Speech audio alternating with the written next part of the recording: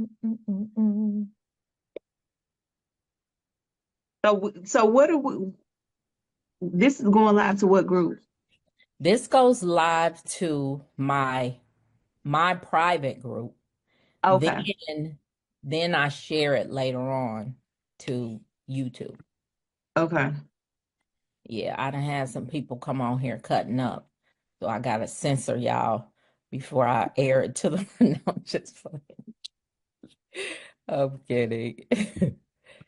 Where is my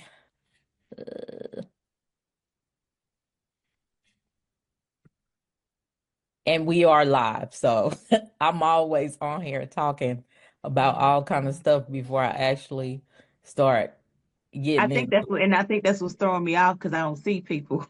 Yeah, So, yeah. But then what I do is, let me see. Once we go inside the group, then I'll let you know. Uh, uh,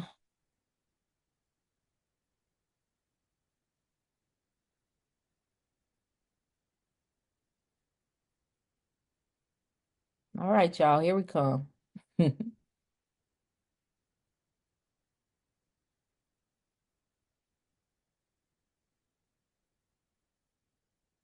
All right, we are live. Okay. So, you guys, we got a treat. We have a treat tonight. None other than I call her Sunshine, y'all. I ain't gonna tell y'all why, but I call her. But this is Miss Shronica Holmes. She's known as the Hope Influencer. Let me just give y'all a little background on Shronica. She has over 15 years of experience working with seniors and running multiple businesses. She owns the Rose Residential Care Homes for Seniors, founded the Better Me Foundation, which is a 501c3, okay, nonprofit. Don't get it twisted. Y'all know I'll be talking about that tax-free life now.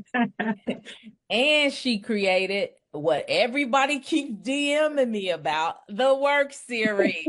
Girl, we got some work series groupies out there that are mad, but I ain't gonna even talk about that.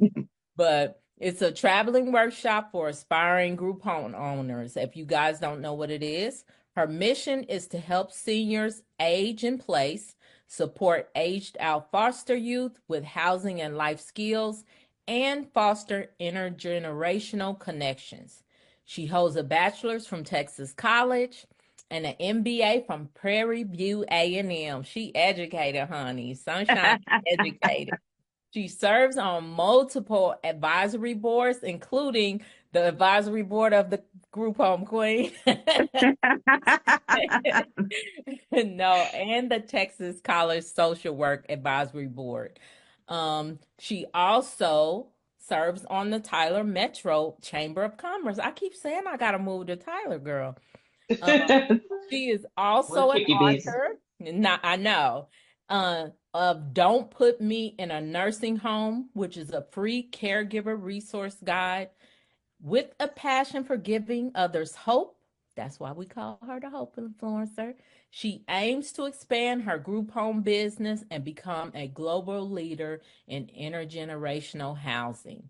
Let's give it up for Shronica. Come on, come on, come on, come on. They throwing you up some pink hearts. That's the thing here. That's the thing here. They throwing you up the pink hearts. So yeah, I'll y'all take them all. I'll take them all. I want a Mahogany yellow heart. My color Hey. is yellow. Put some yellow hearts in there. Put some Oh, yellow she said hearts. put some yellow hearts in there, y'all. Y'all gonna have to reserve the pink tonight. Go ahead and throw some yellow hearts up in there. All right. They throwing all kind of stuff up there now. All right, so let's get into it because I love it that are you just be out there. Sharonica be doing all kinds of things, but I know a lot of times we stick to talking about like seniors, we stick to talking about mental health and things like that. Mhm. Kind of wanted to get away from that and make the focus of this conversation your SIL home. So Yes. tell us what that is. Tell us what that is. So SIL stands for Supervised Independent Living. That is the technical term that the state has decided to call aged out foster care. So it could be called, we say SEAL for short, it could be called aged out foster care or extended care. That's what some places call it. So if you hear any of those terms, it's all aged out foster care, supervised independent living, SEAL. That's what the technical term is, but I always just say aged out foster. Okay, okay. Well, I know the background on why you did it, but everybody else don't, because that's my girl. So I know. But can you share your journey and then what inspired you to start this type of group home?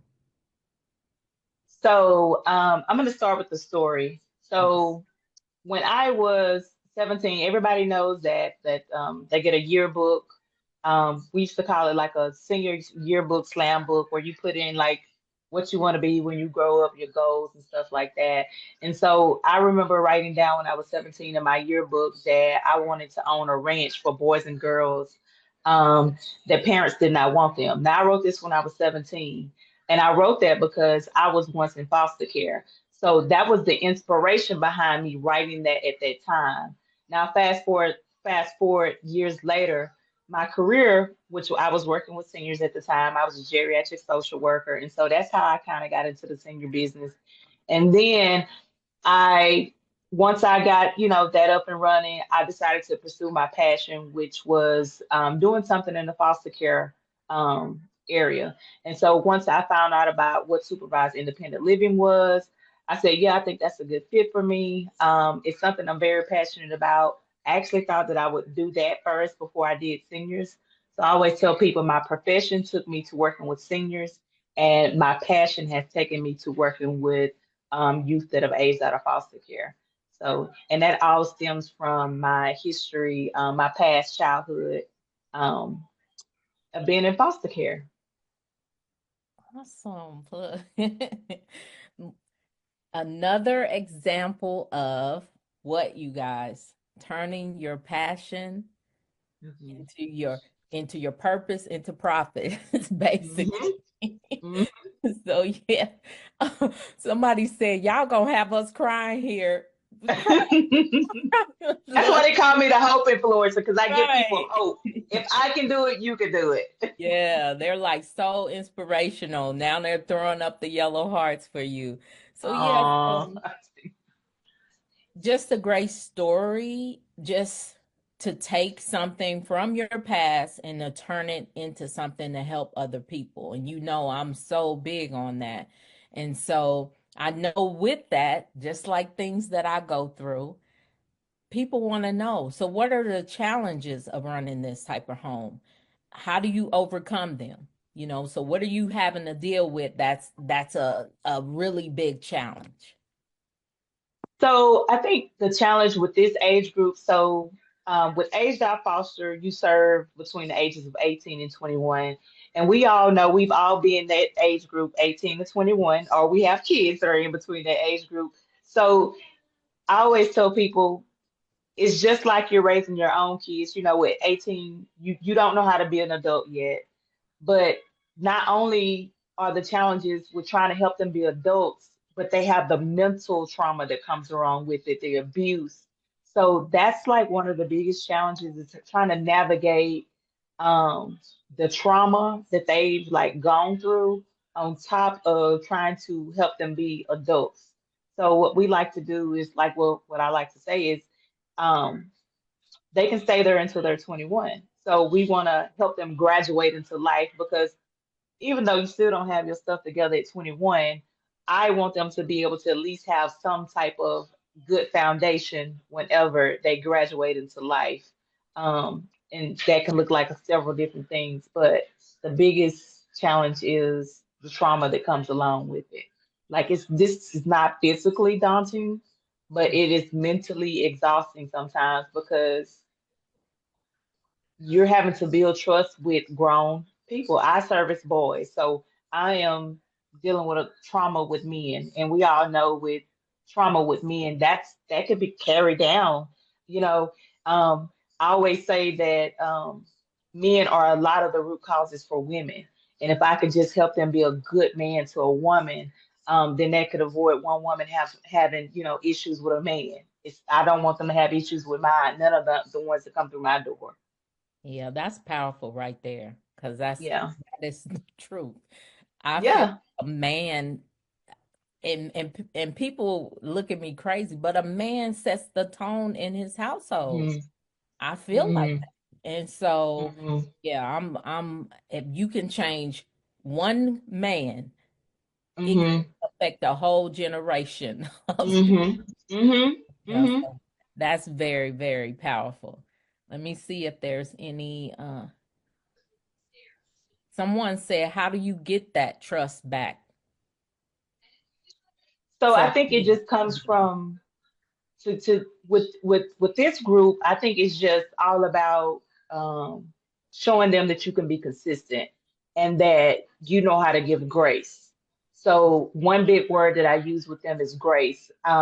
I don't like immediately get on them when they do stupid stuff, and they do a lot of stupid stuff because they're not used to this much freedom because they come from group homes that have had more strict rules. They couldn't do X, Y, and Z. So when they come to me and they get all of this freedom, they start to make stupid mistakes. And so I give them grace, just like I would give grace to my son. I have a 20-year-old son. And so I can't get rid of him. I can't throw my son away. And so I want them to feel the same connection with me. I don't use the word I'm gonna kick you out. If it gets to that point where they can no longer live there, I just say we need to come up with an exit plan. And so I always try to make sure that they have a place to go when they do exit. So it's all about me gaining their trust by staying, consistent in their lives, doing what I say I'm going to do, showing up for them where they mostly need me at, and just giving grace. And once they see that you can be consistent and you know how to give grace, they start to let their wall down. And that's what, like, I start to gain their trust that way. right, right. To me, it sounds like just listening to you talk about it is kind of what when we are together and we talk about our different homes. I'm talking me, you, Hmm. and the different types of homes that we do, the trauma. That's in Hmm. everything: sober living, mental health, Hmm. SIL, the Hmm. challenges that come along with that. And then also, too, in every situation, you have to build trust with your client, Hmm. with your Hmm. residents. You have to build that trust. So that's a point that you guys should remember, is that no matter what type of home you do, there are issues and things that you're going to have to deal with the same with every type of home. Hmm. Yeah, Hmm. so that just stood One out. To One thing I want to point out is we all deal in any type of group home when it comes to trauma, but with this age group, they don't have the life experience Yeah. or the maturity to know, oh, I can overcome this. Like, Mhm. I'm 43. I realized that my childhood trauma, I know how to, what I'm saying, make a difference with it and, change the outlook on things. They don't have that mindset. So it's like I'm having to work 20 times harder to change Yes. a child's mindset about trauma, taking the trauma versus an adult, you Mhm. know. Trust and believe. You know, y'all look, y'all all know I don't do kids because it's a lie. It takes, Yeah. people always say I'm so patient, but it takes a lot of patience to deal with that Hmm. because their brain ain't even fully developed, you know? So it's Hmm. like, no, believe me. Look, I bow down to you, sunshine. No. But okay, so moving right along. So, what are some key regulations and requirements? Just a couple of things you can pick out for opening and maintaining an SIL home in Texas. So in Texas, one of the major requirements is that the 25,000 in reserve. Um, Y'all hear that? I told y'all. yeah, yeah, that's the biggest requirement, and the three different types of insurances. Um, What are the Of three course, types of insurances? general liability, commercial something, and then um, criminal and molestation or something like that. I forgot what the name Yeah. is. But it's three different types of insurances, and now they just made us add on automobile insurance, which it didn't jack it up too much. But really, that's it. The house requirements are very simple because I'm catering to adults, so it's not like I have to have sprinkler systems or anything like that. It's very it's much easier than working with if I was doing foster care with younger kids. So Mhm. the requirements are very minimal here. The only thing about it is just depends on what region in Texas you are in because Texas is not under one umbrella. It's not under one umbrella when it comes to foster care. Each region has a different agency that holds the contract, and each region has its own requirements. Now, most of the requirements all look the same in some capacity, but for the most part, it's it's a lot of it's a lot of easy stuff that you have to do. I have to say that because I see what mental health group homes have to go through to get licensed and stuff, and so Yeah. I think it's yeah, y'all have to go through a lot. But yeah, it's not as cumbersome. Hmm. The initial part is, but as far as the operating part goes, um, it's very minimal. I have to give them a stipend each month of $360. They get paid. I split it up into two. I don't give it to them at one time, so they get paid every 2 weeks. And so I have to provide shelf stable food. Um, but other than that, the operations are pretty simple as well. It's very minimal paperwork. It's pretty easy. Y'all ready to go set up a whole bunch of SI? No, I'm kidding. I'm kidding. Now it takes a lot. It's a long process to actually get contracted, but once you get in the door, and like I said, every region pretty much has its own requirements. So Hmm. I can speak for the two regions that I'm contracted with. They're one region they want to come every quarter, Hmm. do an inspection, and then the other region is just like, we're gonna let you do your thing. So, I need to go to that region. Nah. Okay, so what kind of support services do you provide to help residents transition into, you know, adulthood or outside of the home? Do you provide any like case management? So I do provide case management. It's two parts to this. So you can apply to just be a regular SIL, or you can apply to be a SIL that offers what they call ECM, which stands for Enhanced Case Management. And because of my work history, I was able to get approved for an enhanced case management. Of course, enhanced case management comes with an extra rate, so I get paid more than the normal rate would be. And so we do offer case management. Now, every person that comes in the door, they most of them need some type of case management because at 18, you just telling me to get out there and figure it out. Case management comes with that. Hmm. But we offer case management. We do life skills trainings once a month. We do financial literacy, something in the financial literacy, budgeting, credit, anything, something like that. We include that in our life skills. And then what else we do? Now we started to do like career mentorship because we know like between the ages of 18 and 21, you really don't know what you want to do. And Right. so I know for me, when I was in college, I probably changed my major like 4 or 5 times.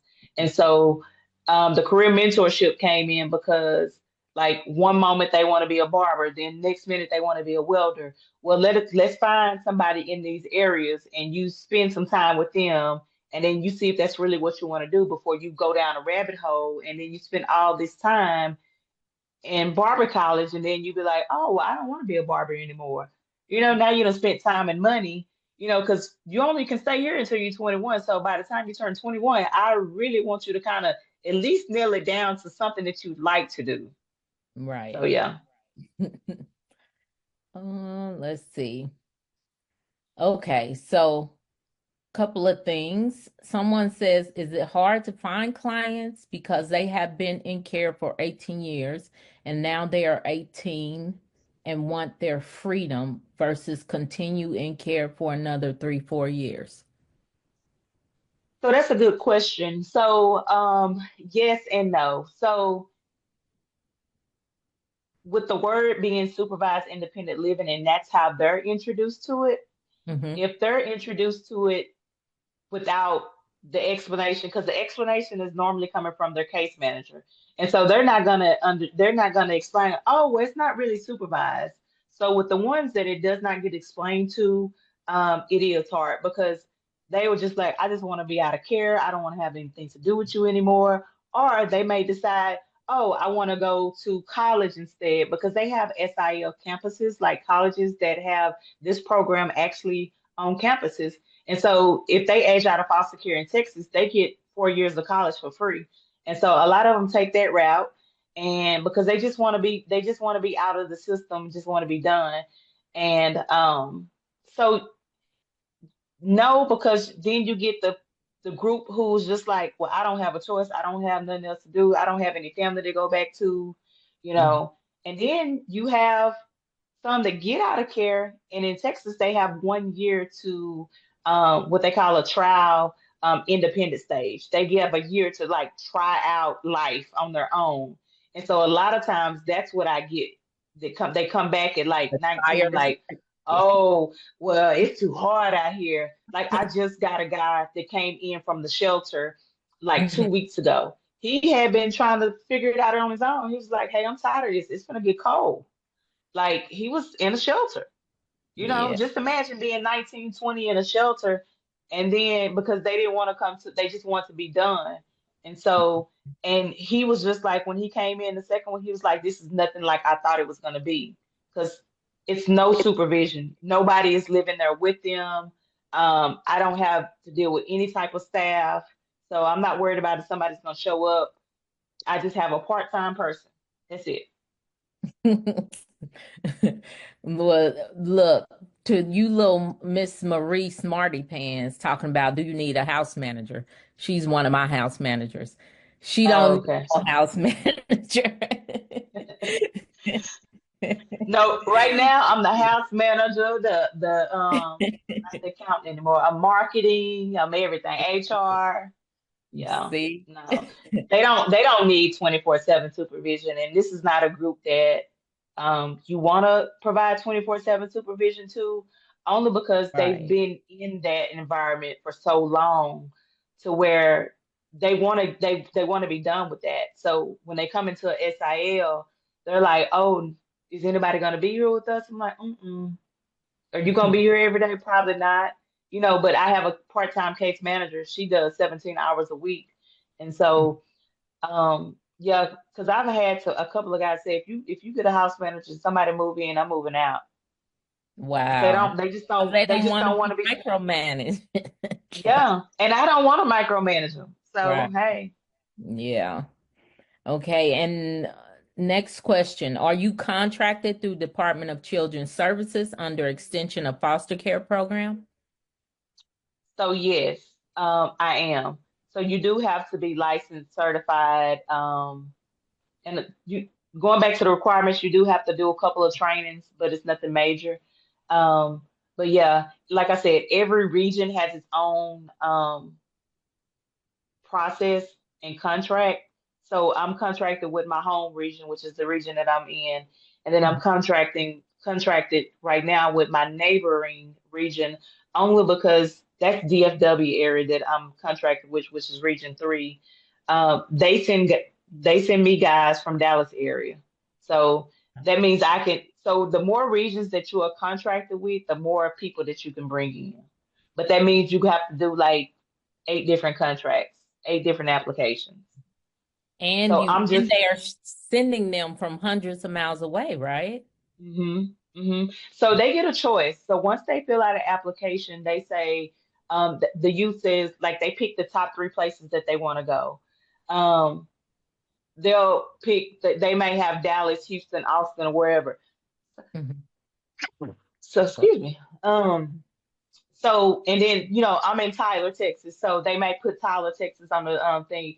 Most of the time, the ones that are in Houston or Dallas, they're not going to put Tyler. But most of the time, Tyler kids, like this region. So I service the entire region 4. I keep forgetting which region I'm in. Region 4 area. And so that's like made up of like over 40 something counties, cities. So yeah, so I'm contracted to take any of them from those regions, and from the Dallas Fort Worth regions, because like I said, they might have in Texas it's called the money follows the kid, which I'm pretty sure I'm not sure if this is with a lot of states, but in Texas, let's say the kid was in Tyler Mhm. and they could not find him a foster care family here in the Tyler area, but they could find him one in Houston or Dallas. They'll send him to Houston, and then but the money from this region follows him. So that family that group home that's in Houston, this region is gonna pay them.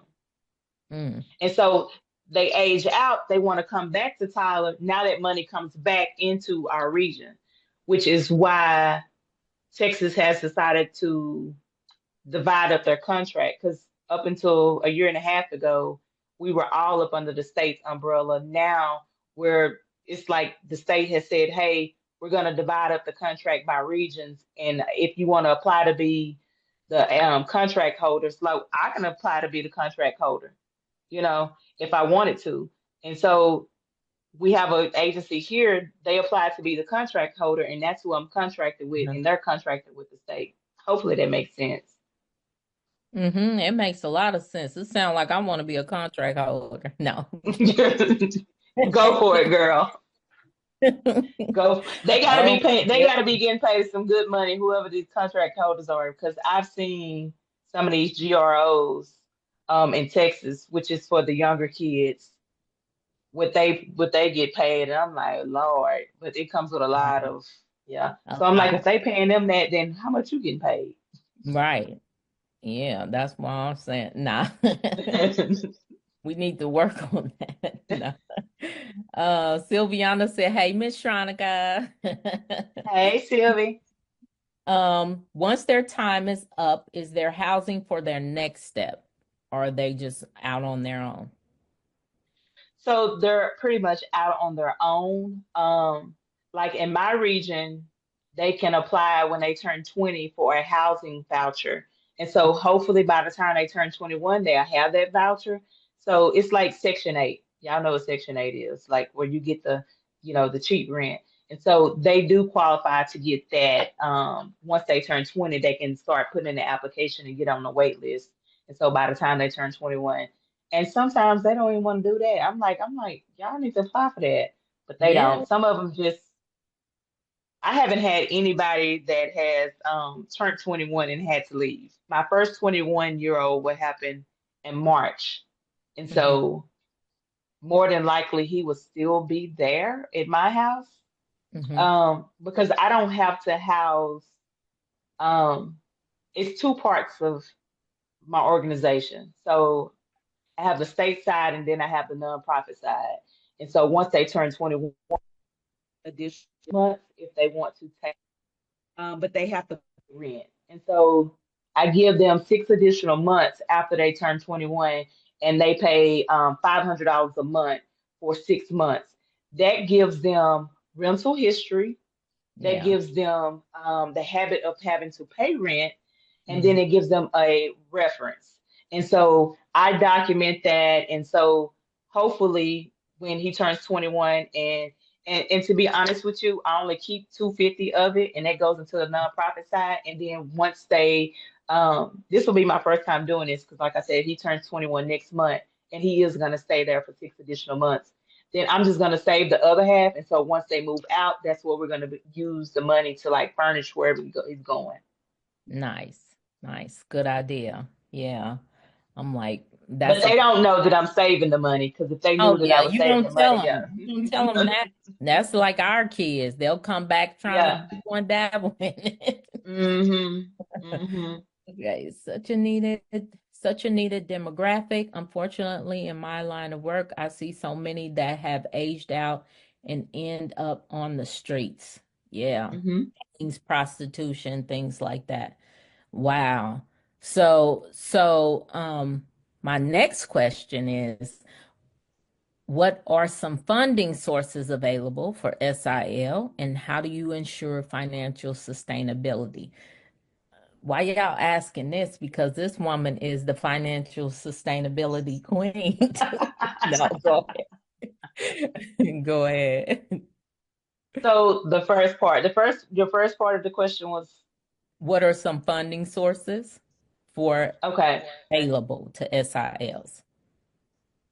So as far as like the funding source, you are your funding source when it comes to starting this.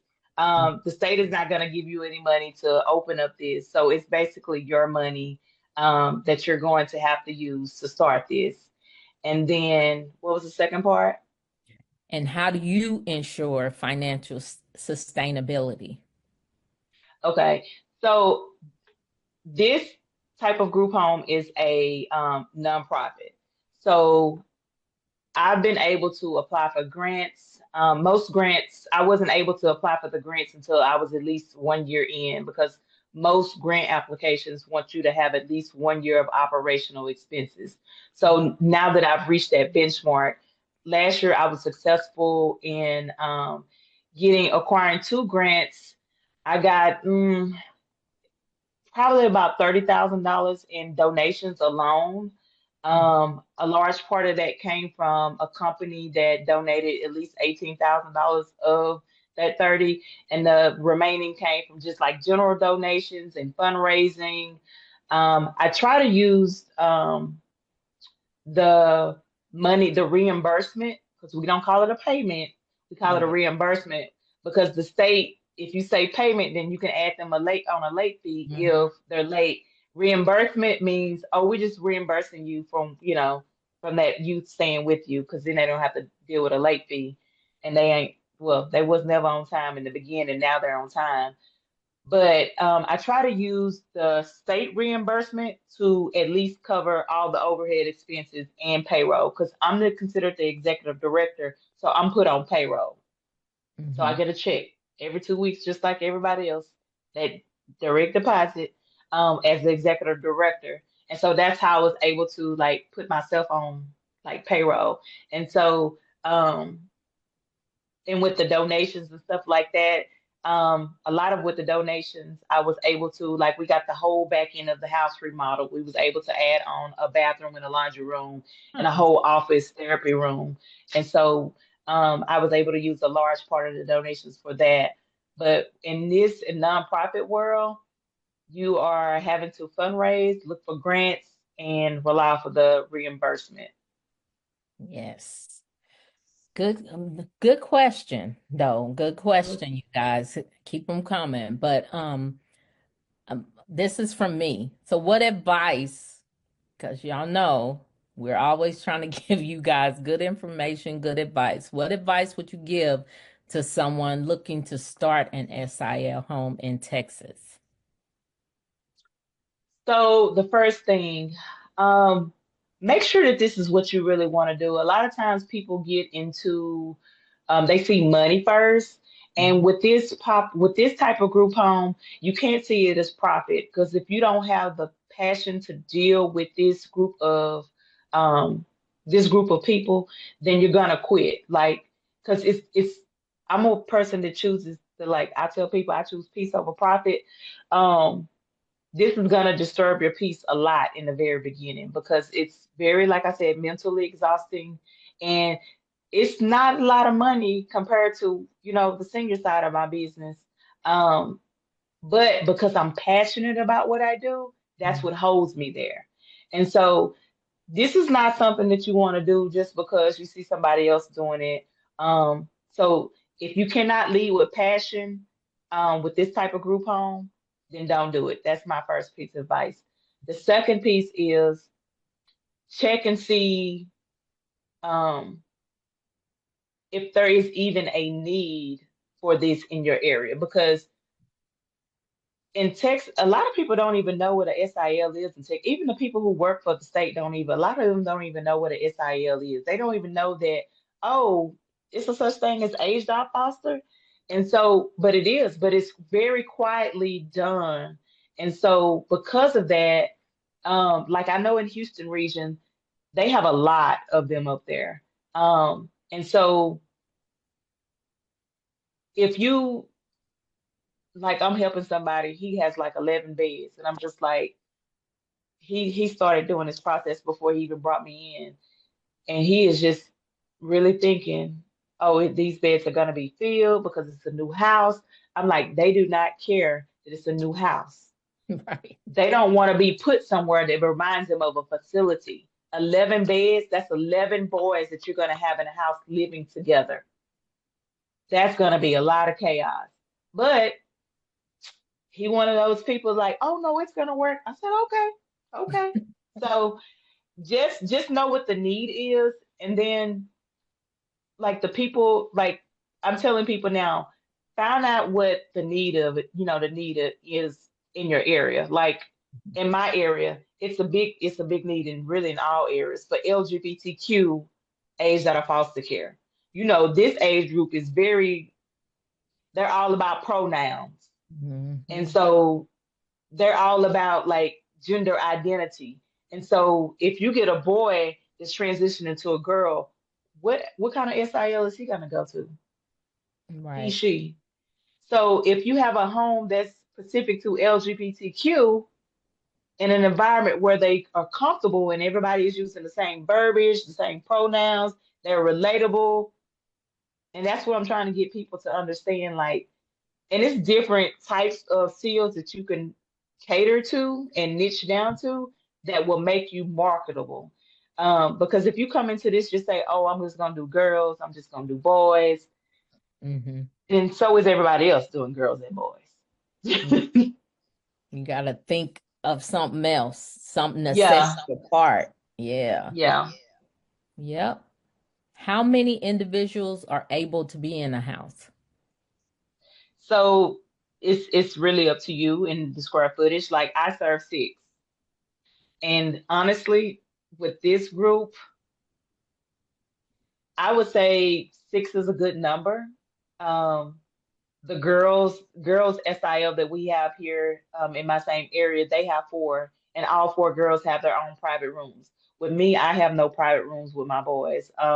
Boys don't really care about being roommates. Girls at that age, if they have a choice, they're not gonna want to go somewhere where they have to be a roommate. Yeah. And okay, I just had another question slide in. How much do you need upfront to start a SIL? It Well, for depends, sure, y'all. How many times? It depends. Well, first of all, yeah. you already said you got to have 25,000 in reserve. Hmm. So that's right off the bat. And then, housing, you're gonna have to pay for beds, linens, right? Yeah, and I'm sure you've already covered at some point like the furnishings of a group home. Yeah. Like, so it's the same thing. I provide the same furnishings as my Reed's group homes, like is any other group homes. Yeah. You know, beds, sofa, everything, all of that. So I would just say minimum 30,000 because you're gonna Yeah. have 25 in reserves. And I'm to the point now I can furnish the house for about 5 grand. Right, Yeah. right. And another thing that you want to be mindful of is I got contracted in November of 2023, and I placement until February of 2024. I didn't get my first payment until May or June of 2024. So I'm paying overhead on the house from November. Well, actually, we got the house in September of 2023. I So renovated it. we had Mhm. to renovate the house. So from Mhm. September all the way up until May the next year, I was just paying money out of my own pocket. Y'all hear that? 8 months. So so you're gonna have to like like have some like on top of the 25 reserve, you're gonna have to have some more money on reserve because you have to keep that money in reserve until you get contracted. Now I got contracted in November, and so after November, when the house while I was waiting on them to like get everything set up with my payments and get them all straight and everything, Hmm. um, I was able to tap into that 25 then. So I'm like, I see why they make the 25 as a reserve and so that they can until they start paying you, you can at least dip into that reserve to pay overhead costs. So yeah. Okay. All right. And then how do you see the future of SIL homes evolving in Texas? Like what changes would do you see and what you like to see in this type of demographic? So um first of all, I would like for the word to be changed from supervised independent living to supportive independent living.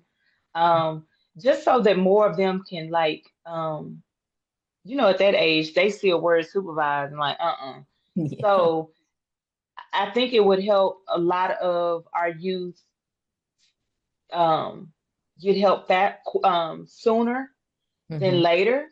Um, because a lot of times when they do age out, it, they go into drugs, sex trafficking, um, getting pregnant at an early age. The boys end up going in and out of jail. I mean, I've had a guy in my SIL. I mean, I had to go get him out of jail 2 weeks ago, you know. So these are the type of things that they go through in that age group. And I really do believe that if they were educated on their choices more. So right now I'm really trying to work on um with my contractors to do more education when it comes to this age group.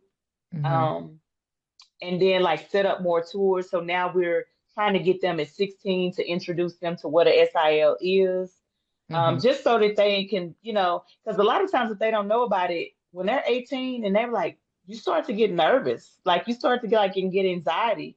And then the ones I've seen a lot of them that have come in at 18 and like then their anxiety level is like up here because they're like, I have to be an adult now. So I really want to start at an earlier age, So they giving can them what they understand need. that, yeah, that transition, yeah, The that makes a lot transition, of sense. Yeah. yeah, the transition, and just not only that, like giving them some basic life skills, like Yeah. how to make your own doctor's appointment, like having an ID, like having a bank instead of Cash App because they think Cash App is a bank. So I'm really trying to work with the agency that I'm with to try to educate them at an early age so to make it easier on SIL providers, to where they can at least know the basics and at least have some type of comfort, in knowing that SIL is not what they, you know, think it is. Right, right. No, that would be great. I know in my group homes, something that my house managers work with because we get people, adults that don't know those things, Hmm. that don't Hmm. know how to make a doctor's appointment. So we work with them. You need to make an appointment. This is what you need, your ID. So you're going to need your birth certificate. And we help them through that process. And so that would be amazing to start there, in the in Yeah. between. That's kind of how I look at it in a sense. It's the in between, you're transitioning from being a kid to an adult. Hmm. So Hmm. that would impact a lot of people if SILs were able to teach that, you know. Yeah. Yeah. Man. Yeah. Yeah, And then this I'm trying to work on educating the case managers too, because yeah. they don't know a lot either, because the turnover rate is so high. I was gonna say the turnover rate, and then I just feel for them because like we have case managers here that have 100 to 150 clients. Hmm. How can you even make an impact on somebody Hmm. having that many people, you know? So I Yeah. feel for them, and I know why it's a high turnover because there's a lot expected of them, and the pay ain't that great, you know. Right. So it's Right. like, man. So yeah, so but this was good. This was It good. So what was. y'all think about that? Y'all still out there in Facebook group land? Throw some uh yellow hearts up in there for Shronica. I really enjoyed this. I actually did learn something, even though I've spoken to you multiple times in regards to, the supportive living type framework. But yeah, they're throwing yellow hearts up in there now. But tell everyone how to, because I'm not a gatekeeper, y'all. So tell everyone how to get a hold of you if they're interested or how they can work with you if it's something that they want to do. Because I know you're particular. So you let them Yes. know. Yes, and I know that everybody has heard me mention that I do senior group homes. I have made the executive decision that I will not be bringing on any new mentees, to coaching, anything else in the senior living space. I really want to focus on SIL. And I have not, y'all are the first ones to hear this. I really just kind of made this decision today because I'm just like, yeah, I'm just kind of over. Um, a lot of these people. But you can find me on Facebook at Sharonica Homes, Instagram, same thing, Sharonica Homes. My website is thegrouphomeconsultant.com. I only consult with Asia Foster if you're in Texas. I am not the person that's going to figure it out for you. If you ain't in Texas, I'm not going to be able to help you. I told y'all Tronica like, no, my peace. She protects her peace, and I don't blame. I'm gonna tell you, Belize, you just came back from Belize. Belize Hmm. will open up your mind and make you think clearly. Hmm. When you like seriously, when I came back from there, that's when I came back and I was like, me and Esther sat down and kind of broke down how we were gonna do things. And so it is that type of trip that will I think I'm freezing up, but it is that type of trip that will give you peace in your mind and it will give you Hmm. time to think and it is very relaxing. Someone just messaged me a couple of days ago and said something about I had surgery. I went to Belize and had surgery and I was like, no, I didn't. I went to Belize and relaxed. What are you talking about? Look, no, you don't go to Belize for surgery. You go to Sure Belize to don't. chill. But I thought that was funny. But anyway, I thank you so much, Tronica, for sharing with us. It's gonna show inside of the private Facebook group for everyone to see. We're gonna go ahead and save it. I will tag you once it comes outside of the group. And we just really appreciate you. I always look, if nobody else give it to me straight, this woman here will. So I really appreciate you and I thank you for joining us. Oh, thank you. And it's an honor to be a part of Group Home University. I feel so honored. So thank you for having me. You are welcome. And they're just shooting you all kind of yellow hearts right now. Okay, you guys. Oh, thank you. As I always say, be a blessing to someone else. Bye.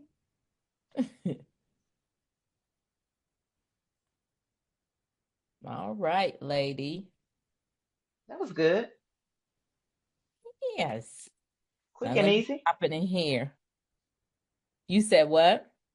Quick and easy. Yeah. I try not to hello, hello, hello. Hello. How are you doing tonight? I hope everyone is well. I am muy excited about tonight. Muy. I am very, very excited about tonight, and I am excited about being in front of you guys tonight. I appreciate you joining me. Thanks, Tanya. Thank you for the pink hearts. Ugh, I cannot stand dry lips, y'all, so give me a minute. I forgot to grease them up before I came on here. So yeah, I hope everyone is well. Hey, Ami, how are you? Thank you guys for being the first to join me tonight. I appreciate the support. I appreciate you guys coming out. I am very, I'm here. Like I tell y'all, sometimes it's so important to show up, no matter how you feel, no matter what's going on, no matter, show up, because sometimes that's all people need is to show up. And so I'm happy to be before you guys tonight, trying to give you some type of, guidance, information, whatever I can give. That's what I'm here to do, is to share with you guys whatever I can to help you to be successful in your group home journey. And so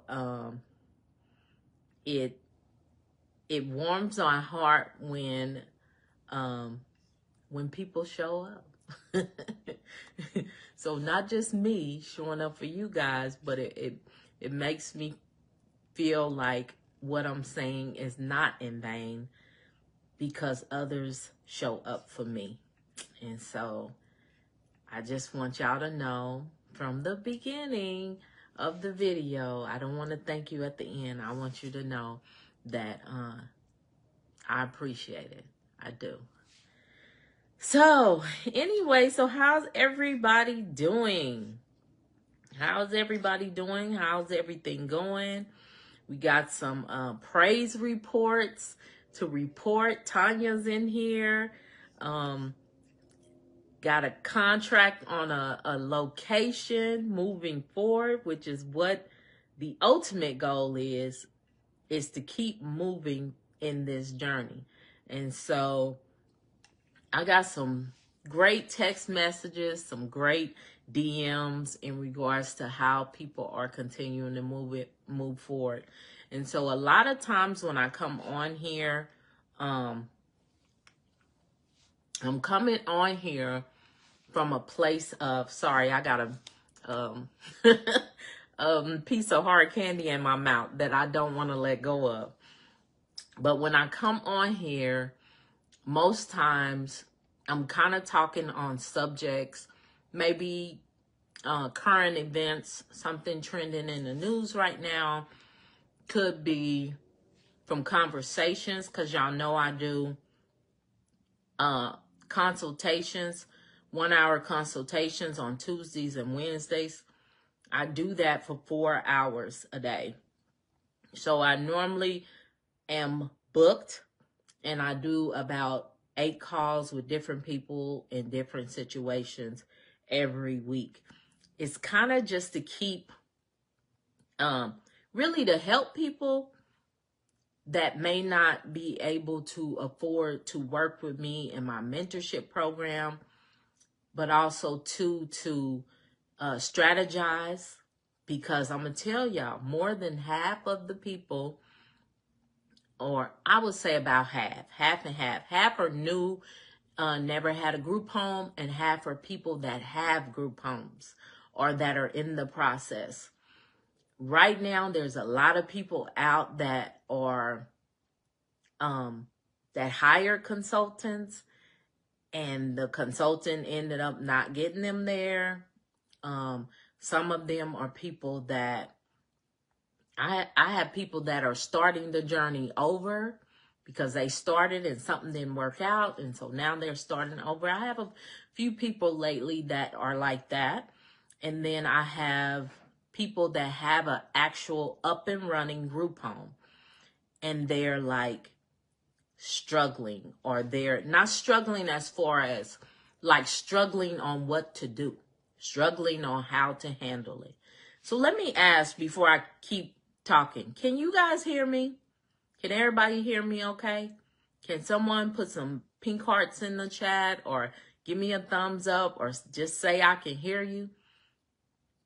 I just want to make sure because it looks like comments were coming through and then they stopped. So I just want to make sure that my internet is okay and that you guys can hear me.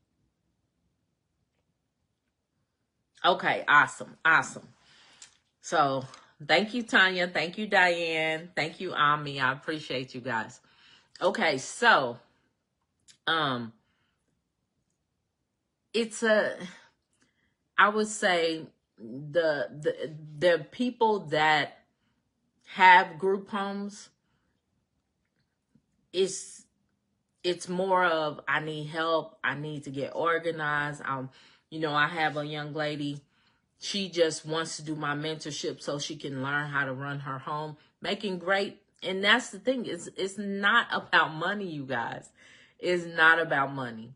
Because if you make $1 million and you spend $1,001,001, you broke. So understand that. It's not about the money. You have to learn how to run an efficient home. You have to run. I did a Come to Work with Me day last week, which was great group. You know how I said, how it's always like one negative Nancy in the group? No. Everybody in this group was amazing. We had so much fun. We had a good day. Our lunch was good. Everything was good. But they could not believe that the group home that they were in has about 8 people. It does have 8 people. I said about. And the grocery bill is about $150 a month. And they were like, what? On average, you should expect to spend about, at least minimum, about $100 per person in your group home. And that's if you're really good. Because of the relationships that this house manager has built in her community, we don't have to pay a lot for groceries because she's always connecting with people. She caught on to me saying build relationships and she took it to the next level. So in her group home, she's always ahead of the game because she's built relationships. She's set up systems. She's worked things out with people to where we don't have to spend a lot of money on food. Somebody said, how? That's how. Y'all, when I say build relationships, I live this. Like I live it. Build relationships will get you further than money will ever get you. It just will. Because relationships will open you up to more money. Relationships will save you money to where you're not spending out money. Relationships will do so much. It will open doors. I've told y'all multiple stories on how a relationship, whether it's new or over the years, has gotten me like blessings, like multiple blessings. So when I say that, I'm not just telling y'all, how people just be saying, no, I live this. Like I'm building these relationships. I have relationships with the men at the post office. You know what I'm saying? Where they do stuff that they don't do for everybody because they know when I come in, I'm like, hey, they know I'm a Chiefs fan. They San Francisco fans. And we go back and forth and I built that relationships. So sometimes when I come in there and I need something or I want something at the post office, they be like, we'll do it for you. Relationships. So I'm saying build relationships. Yes, Tanya, 150 per month. Yes, because community centers she's linked up with, the people in the home go volunteer. The community center donates food. We have a grocer up in that area that they end up, coming up with some. I think I did a video one time where I drove up there and I went and they filled the back of my SUV up with food because they get an abundance and they don't have, things to do with it. If you got farms in your area, y'all know the price of eggs. You need to be building relationships with these farmers. What can I do for you? Don't always go with your hand out. I'm always trying to figure out what I can do, to help people. I was trying to help that grocer. His mom was about to pass and he wanted to do a foundation. So I was trying to assist them on how to put that together. I wasn't asking them to pay me. I was building the relationship with them. Well, Miss Myrrie, she's closer up there. She built and built and built. And I'm just telling you. So always be thinking about how you can do things for people in the community, not to get it back, because I feel like you're going to reap what you sow. If you're the person that believes, I'm a believer. So that's a foundation for me. What I sow, I'm going to reap, because that's what my scripture tells me. And so I'm always trying to figure out, how I can help people in the community, time, energy, things like that, where I'm a blessing. I live by be a blessing to someone else. Try to be a blessing to someone else. Because if you put it out there, if you put blessings out there and you live by reaping and sowing, you're going to sow them back. So I just wanted to start off. We can talk about this because it's a good subject, but I really kind of wanted to talk about, because I talk to so many current group home owners, people that have functioning group homes, were a lot of my calls this week. And so I just wanted to touch base on how to not burn out, how to not, a lot of people, I always tell you guys, don't take your hands off of it. I say that because you're responsible. So you just can't build it and walk away, because if something happens, it's going to affect your life. So that's why I say that. But when I say that, I'm not saying have your hands on it. You know what I'm saying? Every day. I'm not saying that. I'm saying just don't totally release it like you would if it was a t-shirt shop or something like that. And you can kind of set it and forget it, as they say. In this type of business, you don't want to set it and forget it, because it can literally end you up in prison. I mean, I know a couple of people right now that are in prison. And so you saying this just sparks my mind on people I can talk to in my community and see how we can help them. Yeah, do that. Connect with people and let them know what you're doing. You know what I'm saying? And I'm not saying do it tit for tat like genuinely building relationships. There are people from my past I could call right now and ask them for pretty much anything, because I've been that person to them. So I'm saying, if you're a resource, if you're somebody who genuinely cares, and if you're like if you're that introvert person that you have to come out of that. I told y'all I am y'all don't see it. I'm shy. I don't like really doing this, but I like doing this. You get what I'm saying? Because I like to show people how important group homes are. So that's why I have a message to get out. But as far as wanting to go and speak in front of people and get on lives and all of this.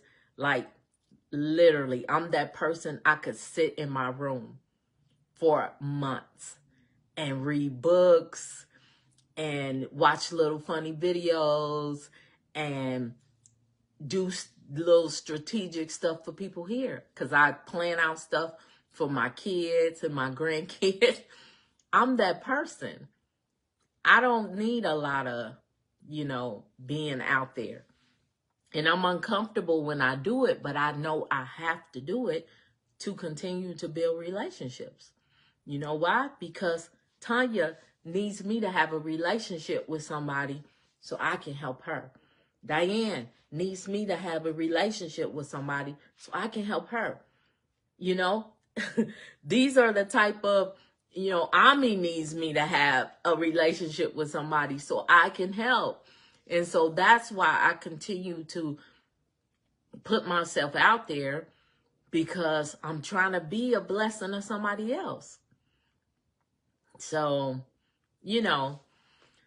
so today I just wanted to talk about, look, now that I'm off my soapbox, today I wanted to talk about the power of systems. These group home owners, I'm asking them questions and things like that. And simple fixes.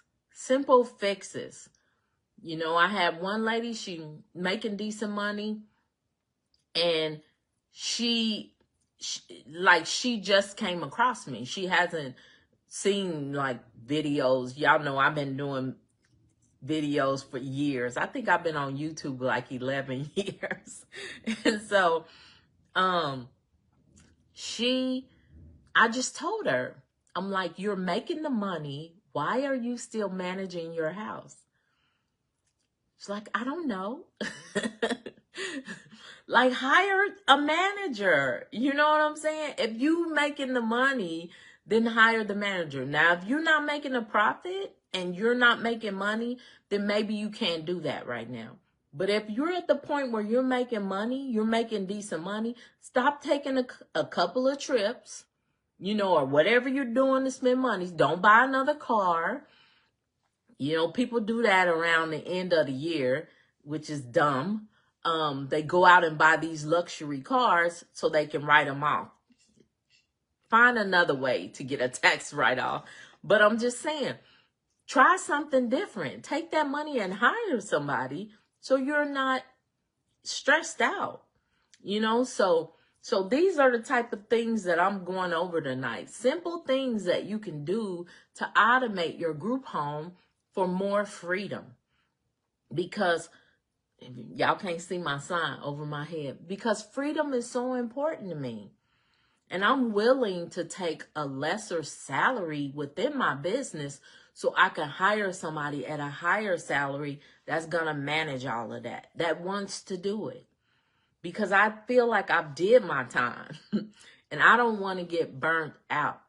I want to still be happy and excited about this business. And so I hire somebody younger and better than me to run my business. And sometimes you got to do that. Sometimes you got to say there's peace of mind in taking less to have more. Less to have more time. Less to have more energy.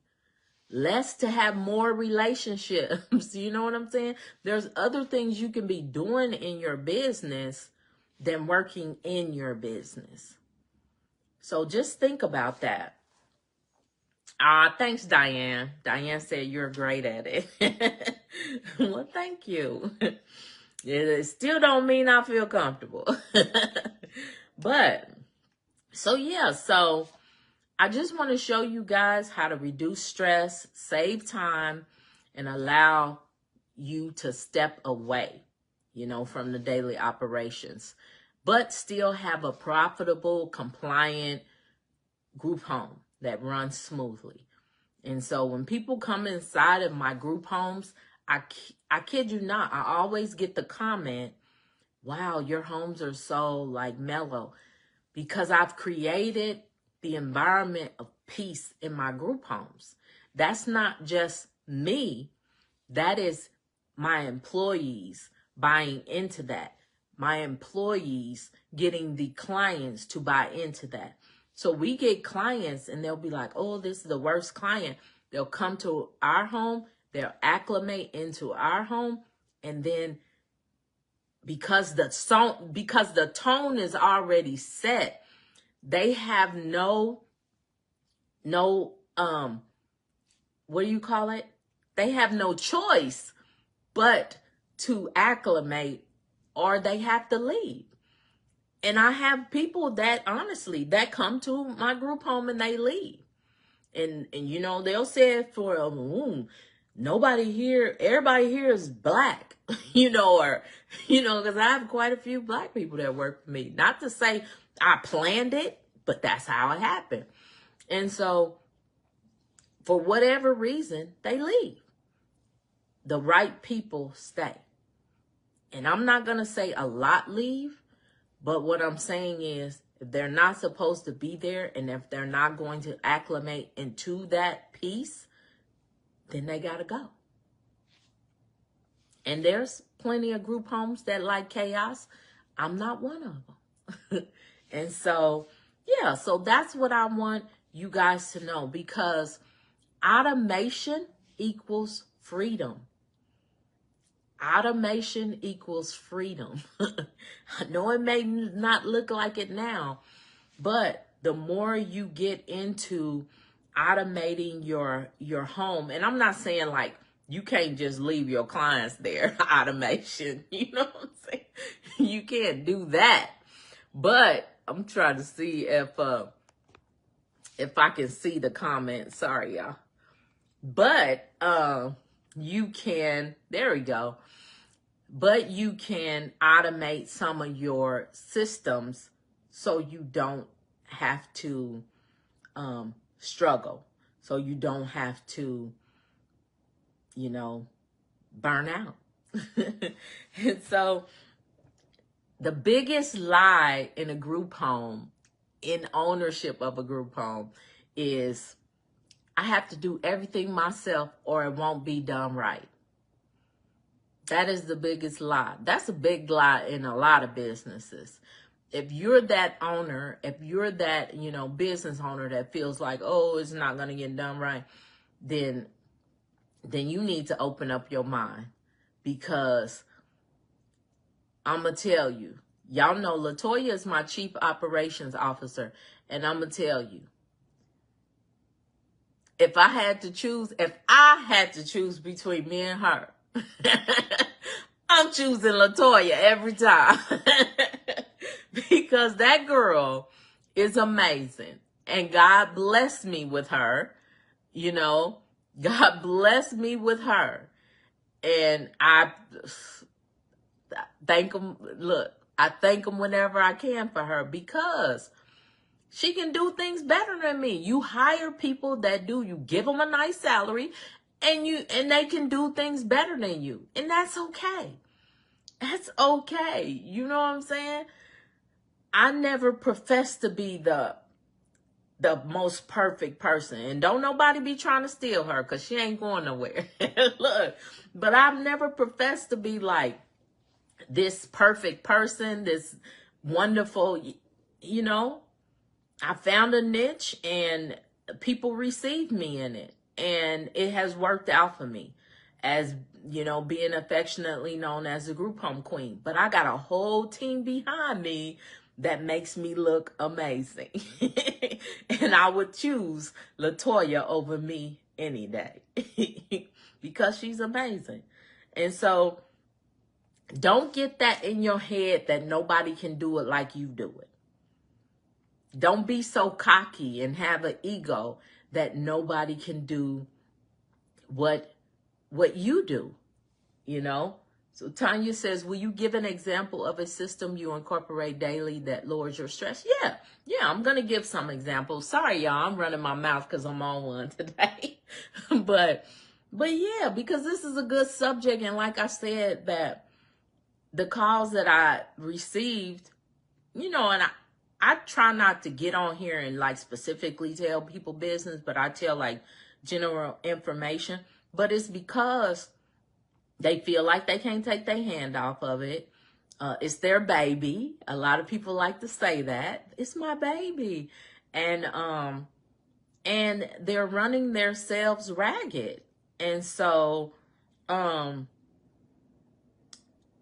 it's just, you don't want to get into that burnout cycle. You want to do whatever you can to continue. If you got into this business because you care and it's something that you want to do because you care about people, well, you don't want to get to the point where you hate people. You get what I'm saying? You want to always have that. Like even me, I'm kind of bagging up out of things because I want to continue to love what I do. And if you're being stressed out, at some point you're going to break and you're not going to love it anymore.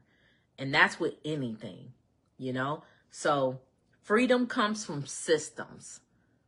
You don't have to hire a bunch of extra people and all this. You just need to set up plans. People are amazed at how my business runs off a minimum amount of people, because you don't have to hire a lot of people. There are people that you can utilize within your business.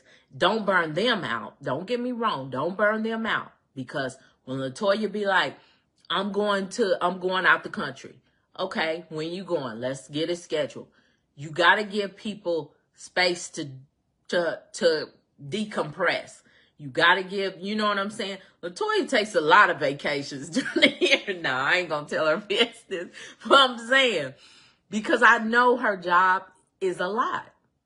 So when she tells me she needs to go out of town, then I give her the space that she needs. So you're going to have to be understanding too with, in that.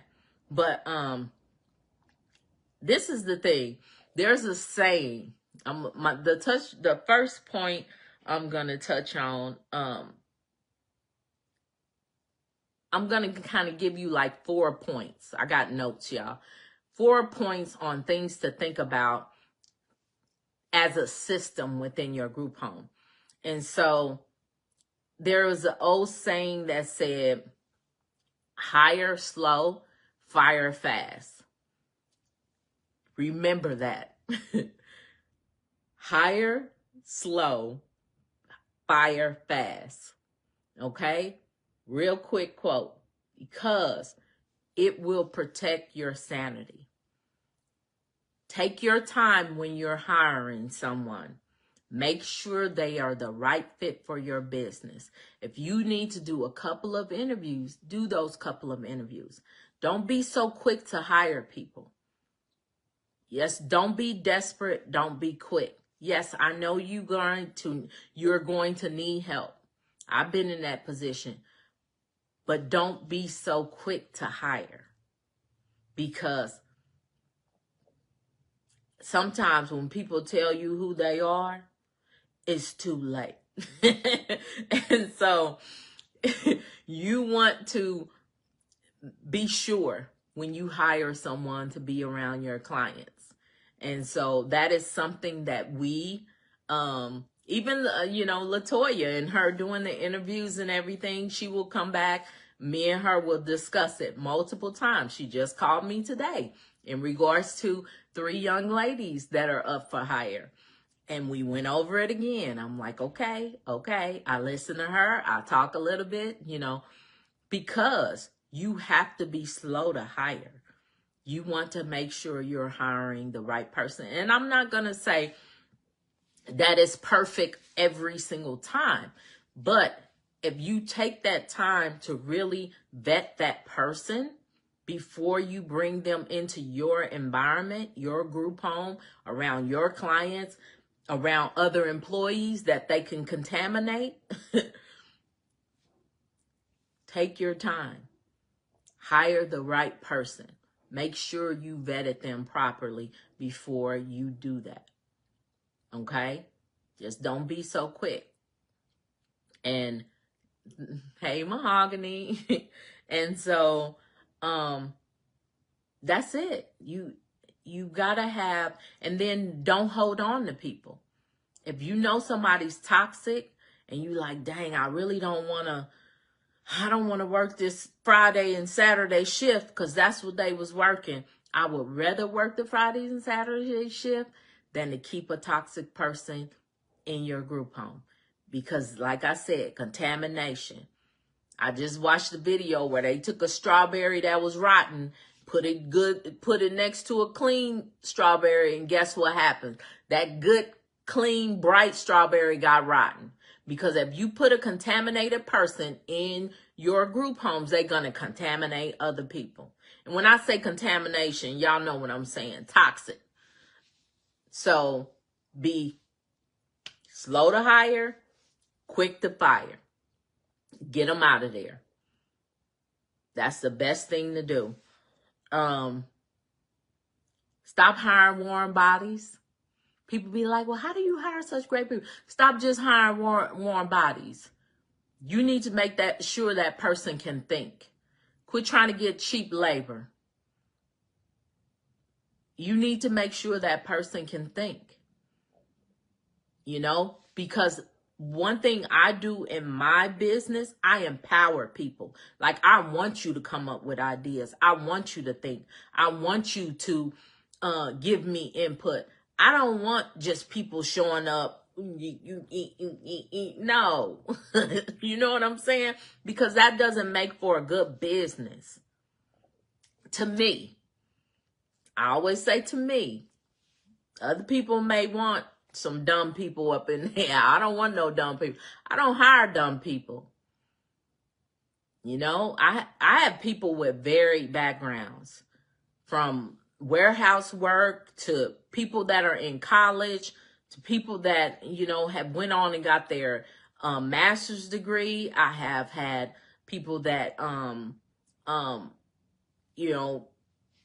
are in school to get their bachelor's. I've had all kinds of people in my group home. Nurses, registered nurses, nurse practitioners. I've had all kinds of people work for me. And so I like people that think. Because guess what? If that person can think, that person can analyze. So they're just not going to be going through the motions. They're going to analyze, and they're going to end up making things better in your house. But then there's the extreme. You don't want people that think they know everything. I had a guy come and work for, I always like to give y'all examples. I had a guy come and work for me, and he knew everything about everything from his old job. Well, this is your new job. And then you need to focus on what's going on here. I don't want to hear, because you're not there no more. So obviously, you know what I'm saying? You didn't like something, or they didn't like something about you. So, so I'm saying, always reel people in. Okay, this is what we doing here. Like, a lot of times we get people that come to work for us, and they're like, well, gosh, y'all do a lot. I didn't have to do this. And well, you're going to do it here if you want to work here. Because regardless of what somebody else was doing, we do things the way the state tells us to do it. And so either you're going to do it or you're not. And so that's when it's quick to fire. You know what I'm saying? So you have to be slow to hire, quick to fire. You have to find people that can think, automate your job postings. You should not be, you should be using like Indeed. I use Indeed. That's what we use. And then you can create like a Google form and kind of weed out people that are not qualified, because you're going to get a lot of people that apply that ain't even qualified to do the job. And then you're going to get people that can get what they need to do the job. They just need the opportunity. Like I said, one of my best house managers, she only worked warehouse jobs. But she came in, she did everything that was required to get the position, and she got it. And now she's been my house manager of the year, my employee of the year, the last 3 years. So you just can't say, but you could tell when you met her that she could think. So I'm saying, don't just go by what's on paper. 2, go by the interview. Now, if somebody's like no experience or something like that, then yeah, you might consider them as unqualified. But don't go off of a seasoned person that's been doing a job a long time or something like that. You got to take that into consideration. Okay. And then another thing that I do is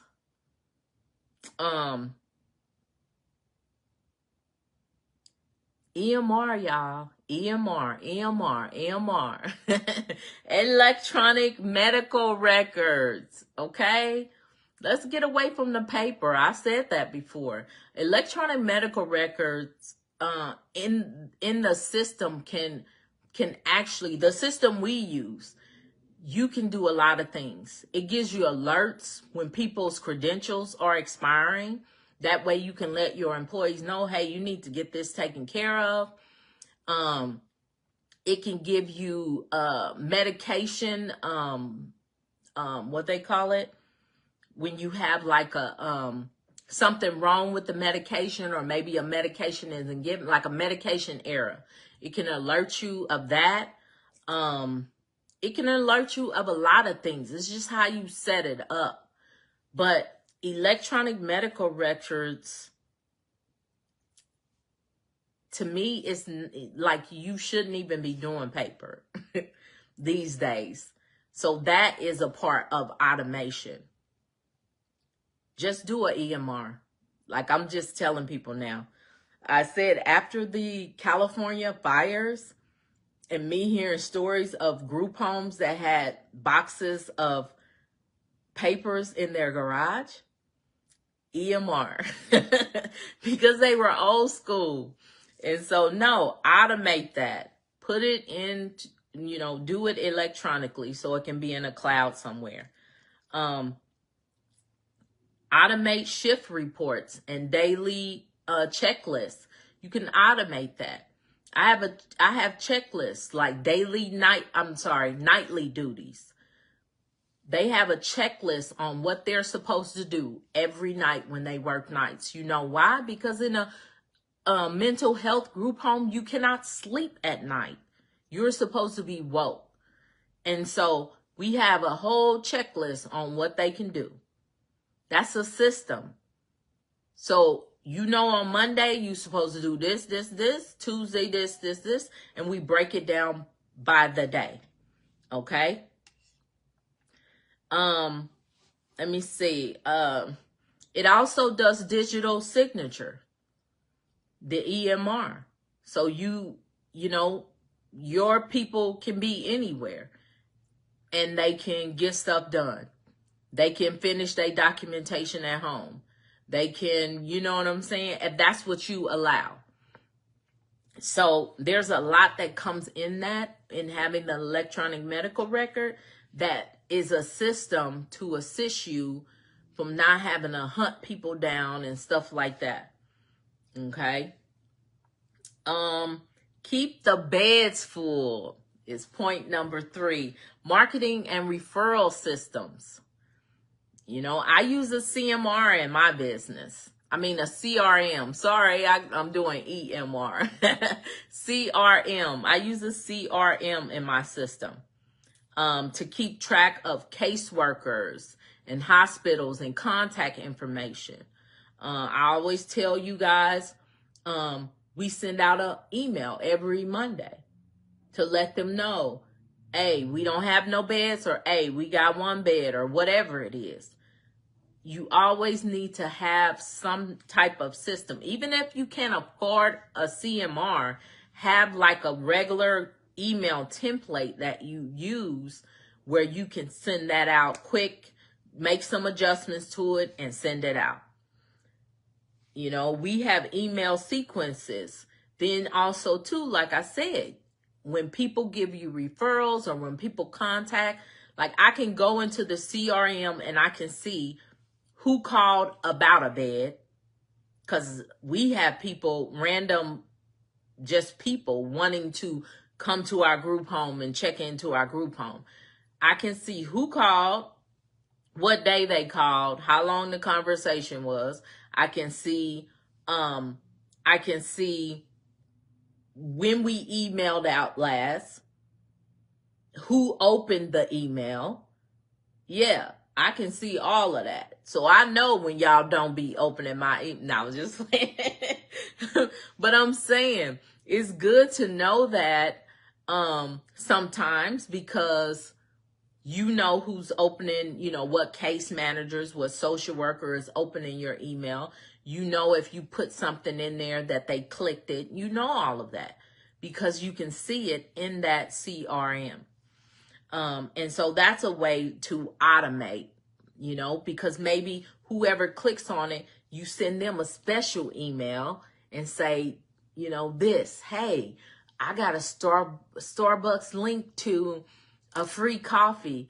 Go ahead and order one today. And you have a link in there. And you know what I'm saying? So you can utilize that in different ways. And so that's why I call it a system.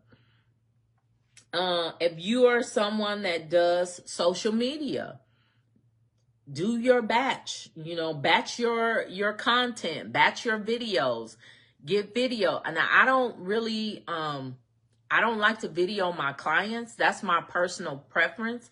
Not that that is how it works in every group home, but if you're that person where you want your clients on there and you talk to them, maybe have a Monday motivation and have one of them do it or whatever. Whatever that is, automate that. A lot of my social media, I mean, mine isn't really batch. I don't do it. Somebody else does my social media. But if you are not in a position to do that yet, just batch it. They have all kind of systems out there, I hear, that you could do all your content in one day. So you do want to have a website presence, not social media so much. If you're doing a licensed group home, it's good to have because everybody's on social media now, but you definitely want to have a website because I'm going to tell you, I don't know how many times I done went and talked to somebody and the first thing they say is, well, what's your website? And they go on there and look, oh, that's a nice website. Yeah. It's representing you. Sometimes you just going to show up in your website. Somebody might find out about your business or see one of your marketing material and go right to your website. It is a representation of you. And so we put a lot of energy into our website when we first got started. Let's see what note I have down here.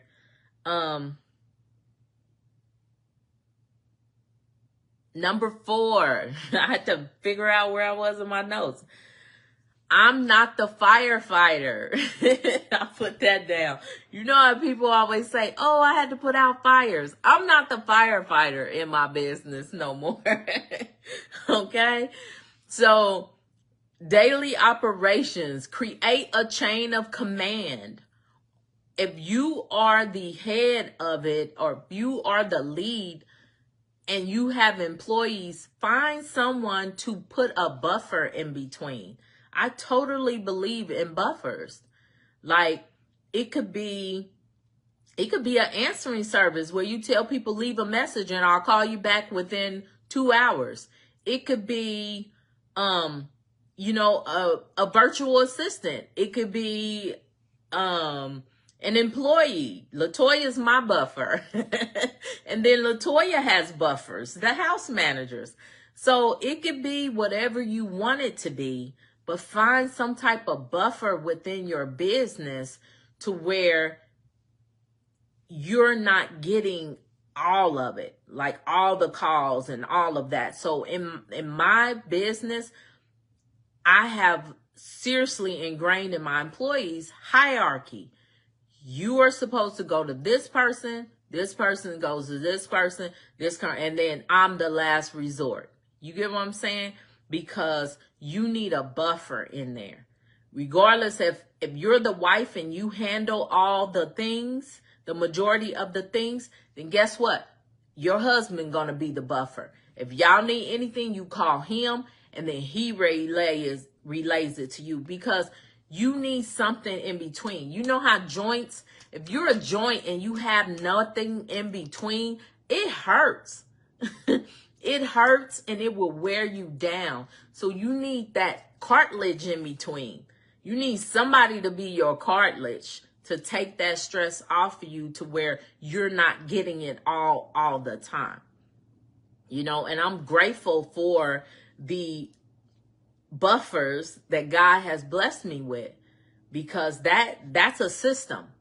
Setting up a chain of command in your business is definitely a system, and it will take stress off of you. So whatever that system is for you, if it's your cousin, auntie, mama that sits at home all day, and you say, you know what, you on call, if people call you, take a message and then text it to me. Don't call me, text it to me, put it in a text. That's a system.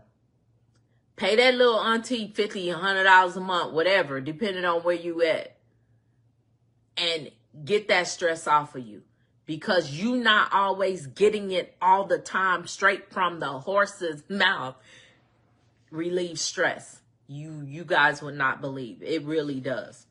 And so preset responses to staff problems. Yeah, because we have processes. We have SOPs, standard operating procedures. This is the process for handling this. That will cut down on a lot. Because once you say it enough times, did you check the SOP? Did you check the SOP? The same I do with my clients. Did you look at the rules? The rules are up on the wall. Read rule number 8.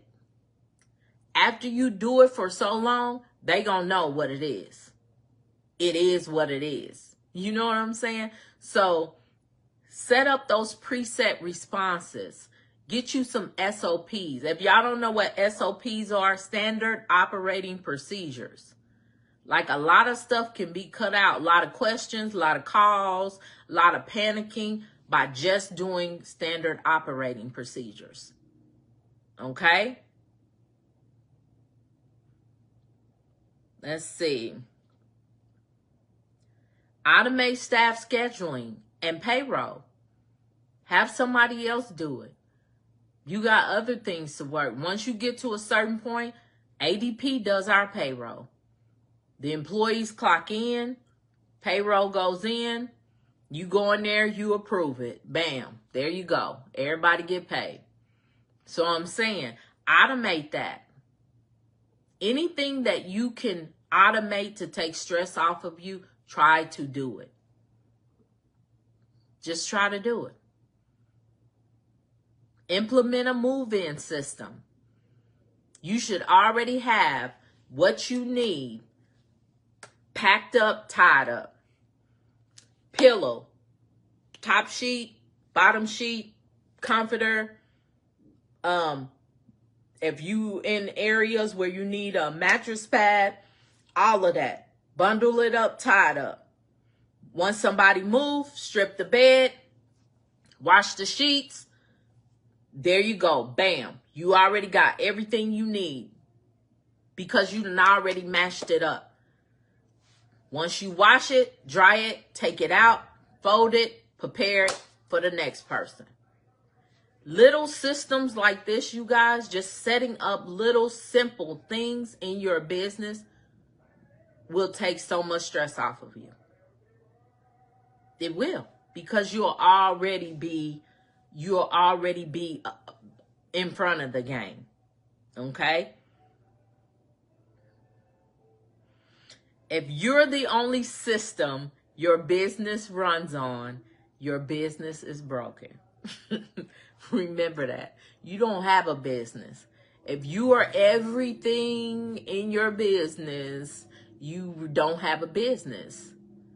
You have a stressful job. A stressful job. Oh, thank you, Tanya.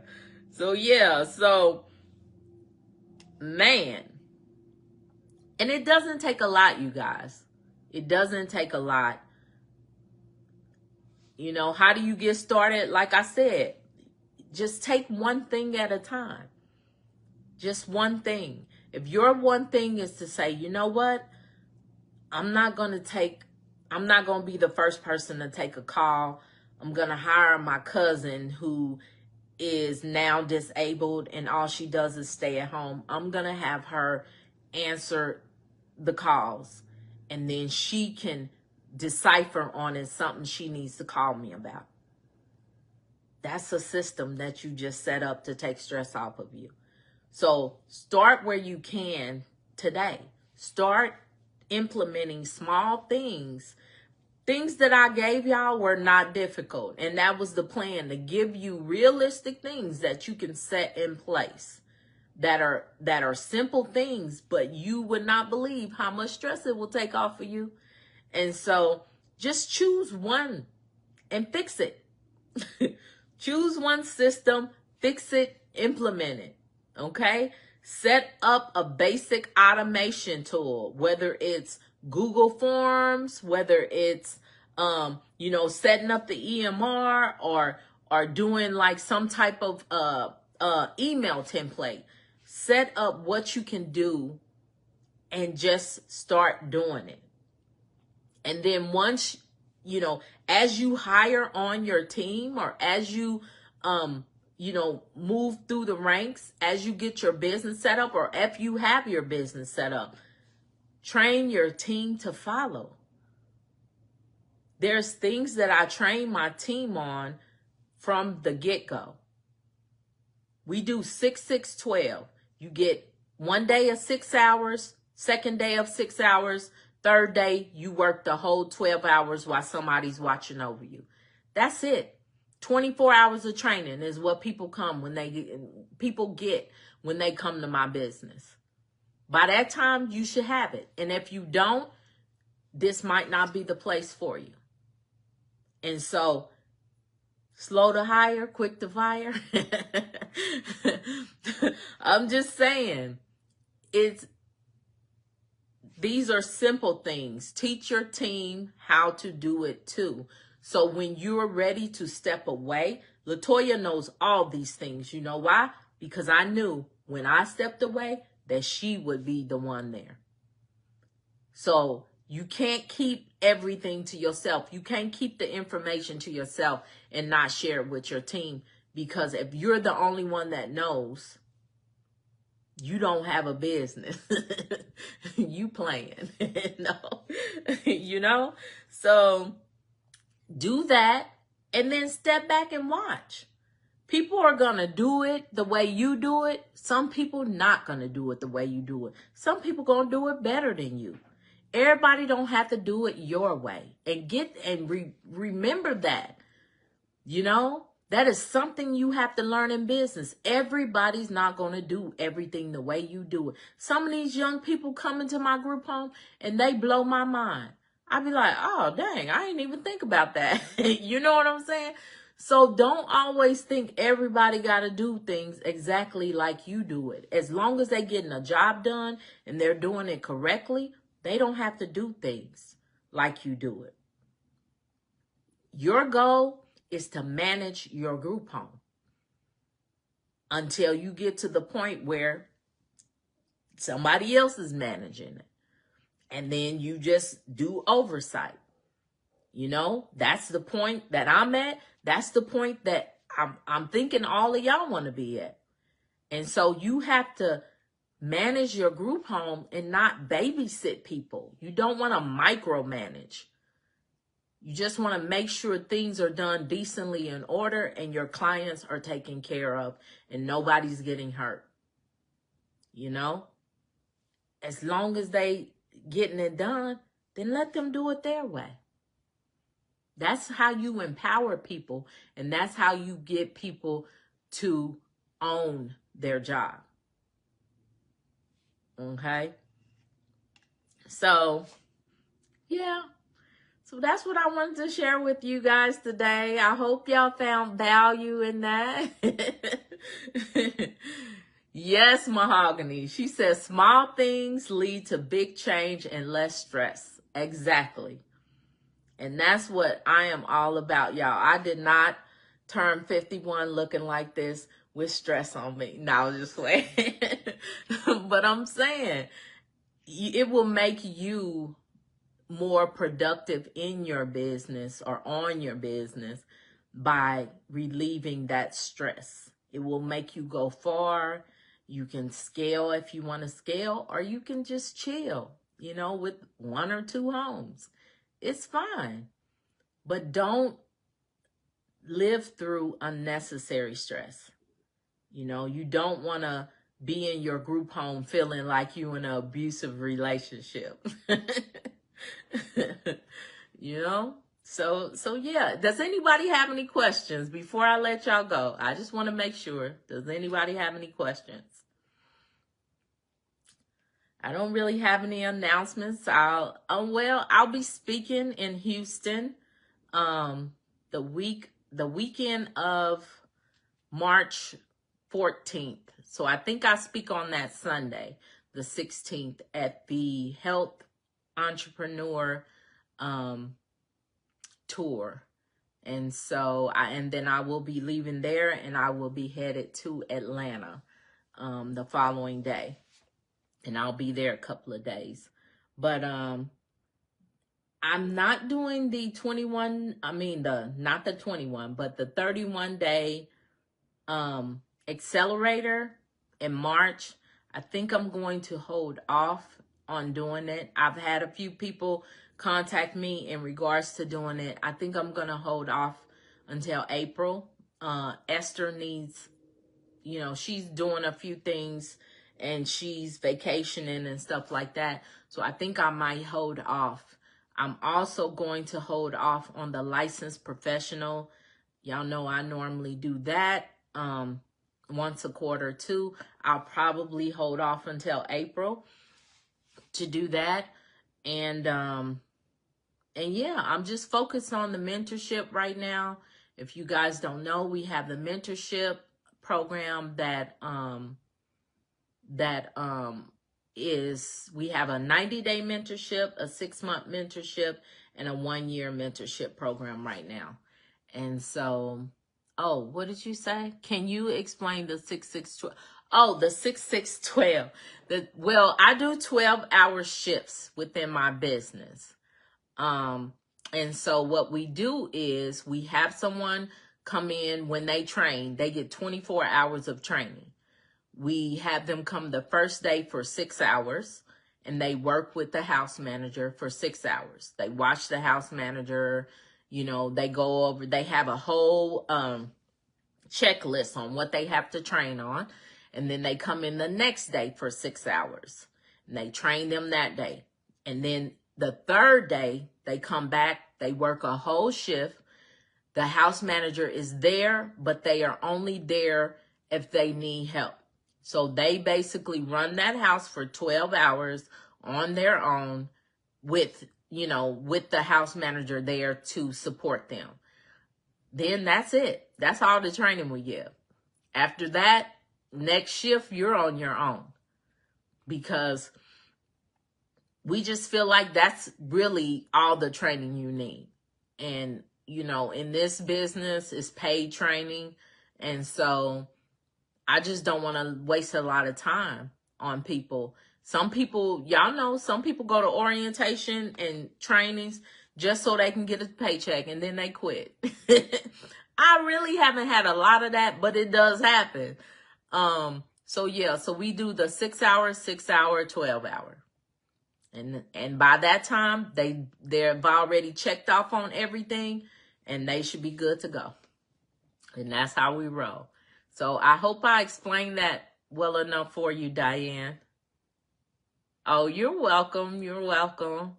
So yeah, we just have found different things that work for us in our business.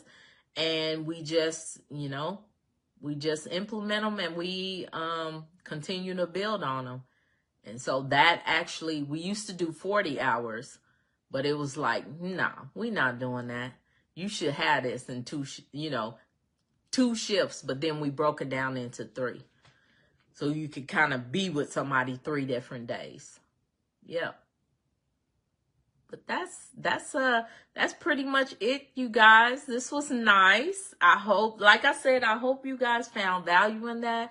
I just know that the conversations that I was having was actual owners that needed help. So it was a good week. Really good calls, really great people. 8 strong calls this week, and yeah, we were back to back Tuesday and today. But yeah, that's it, you guys. Thank you so much for joining me tonight. I think they're playing something new on YouTube this week, and so I think so. I'm not sure. But like I said, thank you for joining me. And y'all have a great night. And as I always say, be a blessing to someone else. Bye. You're welcome, Ami.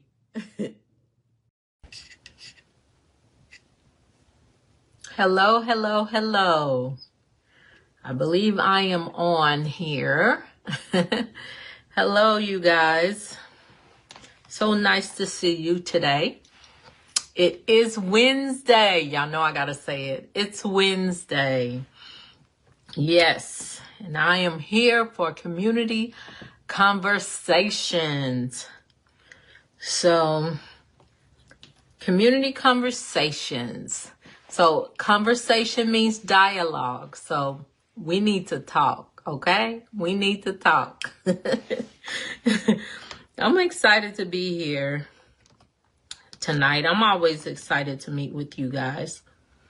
Lot going on in my life. A lot going on within the group home community. So I am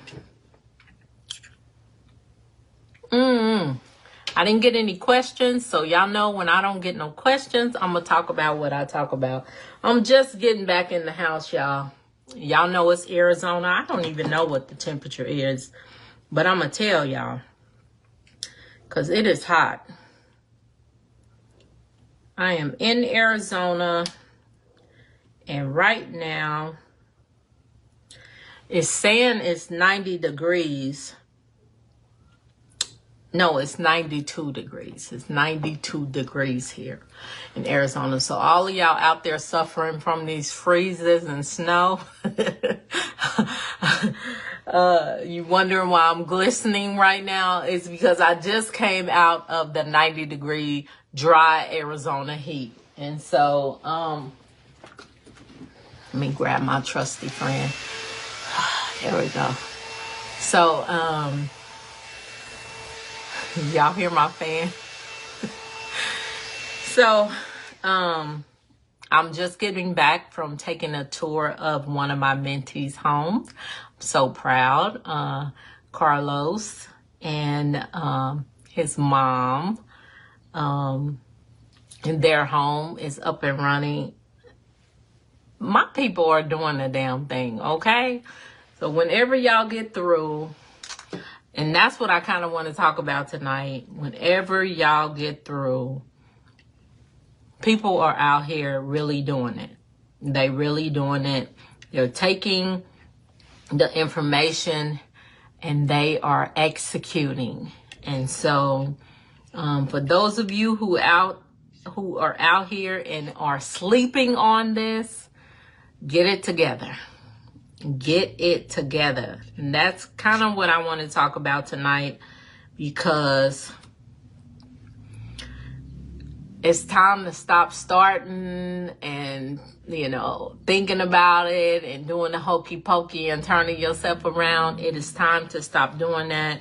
And it is time to execute the vision. Okay. Execute the vision. I didn't really have a topic tonight. I was hoping that people posted questions, but then I was talking to Carlos, and y'all know I'm so bad with names right now. My memory is not at its best, but I cannot think of, I think it's an M name, and I feel bad because I try to remember people's names, but I was just talking with them, and telling them, Esther was telling them her story, and I was telling them my story in regards to how we got started in the group home industry, and just letting people know that, you know, people look at me now and they're like, oh, well, no, I went through it all, okay? I went through it all. I told Carlos, I said, at least you can still go on vacations. I couldn't even go on vacations. Every dollar dime I had was going toward my business. And so, you know, just sharing that story just brought this up in me. And so I figured I would just talk on, you know, we need quiet hustles and loud results. That's what we need right now. We need loud results. We need to be showing when people actually take the vision and put it into play and execute. All right. I see people coming in. It's such a delay with Facebook. Yes, Tanya, Arizona heat for real. Yes, my birthday is Saturday. It is Saturday. No, no sleeping. Hey, Lisa. Hey, Mahogany. Mahogany, I'm sorry to hear about what Krista told me. I'm praying for you and your family. But sorry to hear that. And I'm sorry that you were not able to make it to VIP day. But, hey, maybe I said I wasn't going to do it again, but maybe next time, who knows? Y'all know how I am. I'll say something and then the team will be like, please, please, please. And I'll be like, okay. But yeah, it is just a lot going on right now. There's a lot of noise going on. I don't know how the group home industry became so competitive and so, I don't know, just so, just drama going on, like drama. Okay. And I'm just like, I am not for the drama. I tell y'all, I live,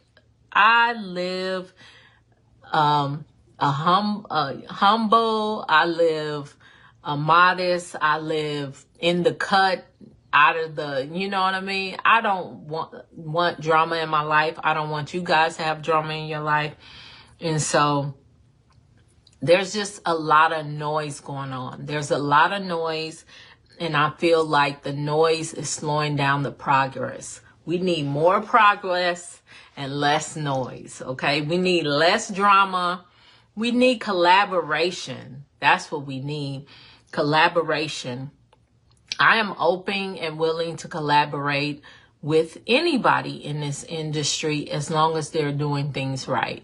And so I'm not up for the noise, you know? So I know a lot of times you guys get caught up in scrolling to different people, you know, within the group home industry. Don't get caught up in the noise.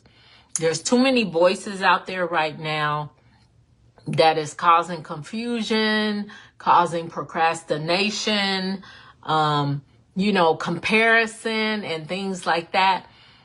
Stay in your own lane, walk your own walk, and don't get caught up in all the voices. Okay? And don't gather too much info. That's one thing. I'm not going to be on here long today, y'all, because I'm prepping for VIP day. So I just feel like a lot of people are gathering a lot of information, gathering, and not executing. And so I've always told y'all my goal was to help people change their family tree, to execute, to get that group home up and running, whichever group home that you wanted, that you want.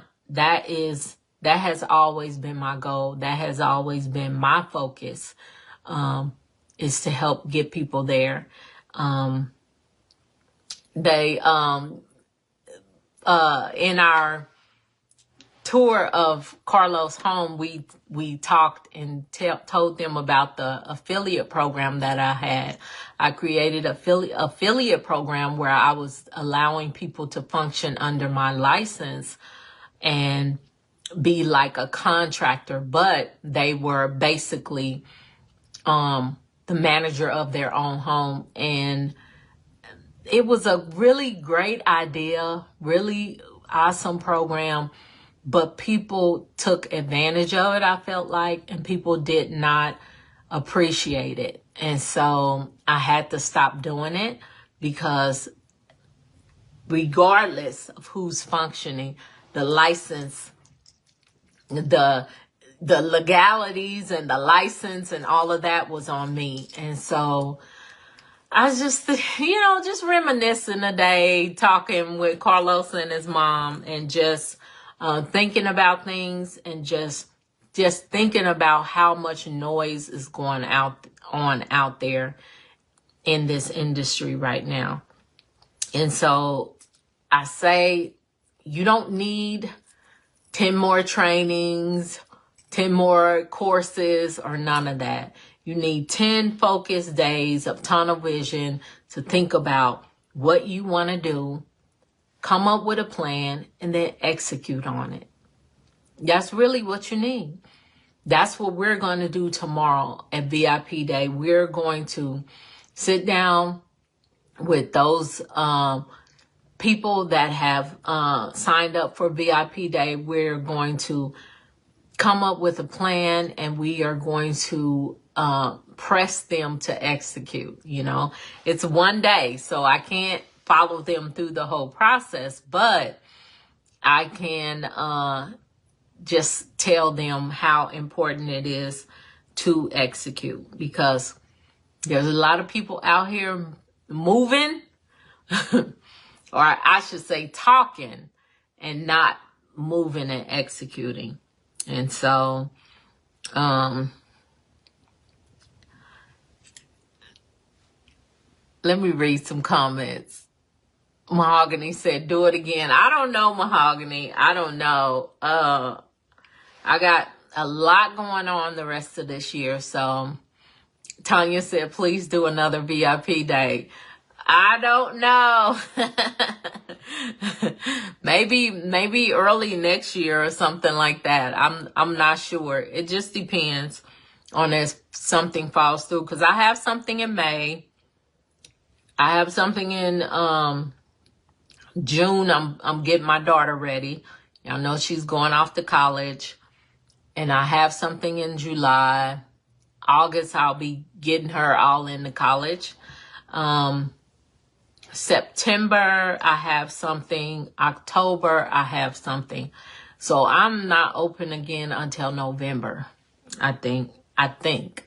Look, I think. I got to look at my calendar. But yeah, just got a lot going on. And like I said, I'm not going to be on here long. I'm feeling kind of drained from being out in that sun, for real. But just trying to give you guys a few steps for just to execute. That's all I'm talking about tonight, because that's all that needs to be done, for real. You just need to decide on what you're going to do, what type of group home or whatever it is, what you're going to do, and commit to it. If you're going to commit to it for this month, then say, this is what I'm going to do for the month of May, because May is tomorrow. And then work toward it. Silence the noise. Stop watching everything. Turn off stop joining every free webinar. Stop comparing yourself to people on Instagram. Stop comparing. It's okay to be on social media, but tread lightly when it comes to that. You know, I found myself doing things like, oh, I should be doing this and this. And finally I was just like, I'm just gonna be me. I don't like dressing up. I don't like going to all this stuff, and I don't like, you know what I'm saying? Like, I'm not trying to be nobody else but me. That's all I can be. And so I was thinking about that too, because I was driving one of my vans today. I just be thinking, y'all, when I be driving. But I was driving one of my vans today, and I said, you know, if I was the type of person to compare myself, I would be looking at other people, other coaches and things like that. And I would be like, oh, you know, I should have this, and I should drive this kind of car, and I should do this, you know, and I should let people see everything that I have and do. And I was just like, no, when I was driving, I said, you know what? The real flex in like me and my business, because I was in this certain van, I said, it was the first time that I know of that anybody that I knew walked on a car lot and wrote a check for a new car. Just wrote a check, a personal check. Not going to Navy Federal and getting one of their checks. Just wrote a personal check. And that place called and verified the check. And I drove off with that van that I needed for my business in cash. Things like that is the type of, and I don't talk about this type of stuff, but I want people to know that it is possible. And it's, and when you think about it, like, I'd rather have that type of flex than to have another flex. Do y'all understand what I'm saying? Look, I'm just rambling, but I'm saying like I would rather do something like that than go out and get, you know how people are going out like crazy getting cars in their business name, but they're paying payments. These people are paying payments for these cars.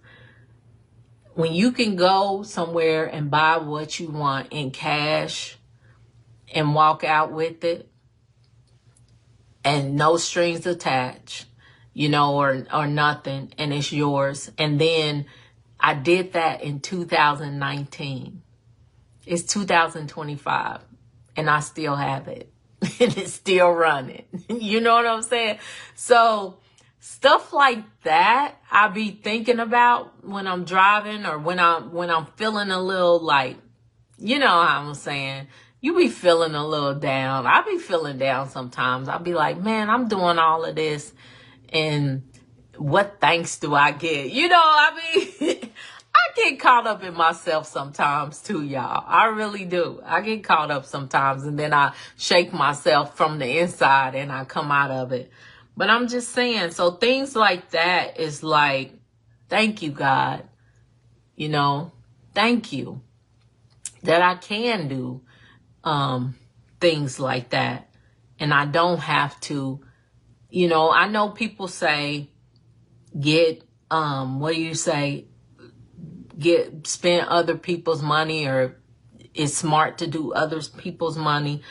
I just feel like I have been in situations, and it's okay to do that. Don't get me wrong. It's okay to do that.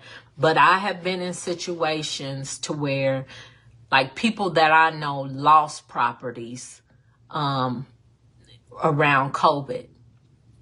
We had bought that city block. We bought a whole city block and we paid cash for it. And people had lost properties because they got loans and they couldn't afford it once, you know, COVID and things were shutting down and businesses were shutting down. But we had that property that we were sitting on that we paid cash for. So I know people say use other people's money, but you have to do things for you, things that are comfortable to you. You don't have to go the way that everybody says go, and I tell people now, because like I said, when I started my business, I wasn't in a position to get business funding. I wasn't in a position to get nothing, but God made a way, for me to grow my business. And then I really didn't need it, but if I wanted it, I could get it, But where am I going to? But I say all this to say, it's just, you got to do what's best for you. You can't be listening to all the noise. You can't be comparing yourself to other people. Your walk is your walk. It may take somebody else 90 days to get their house up and running. It may take you 3 years. It might. I told y'all, I had a client, it took her 3 years. She's happy and satisfied right now.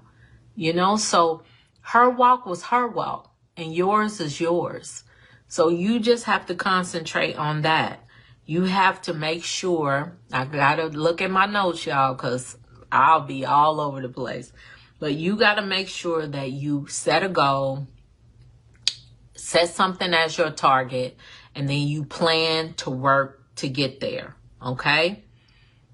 And just focus on that, because there's so many distractions out here right now. There's all this drama going on that I told y'all I don't want to be involved in.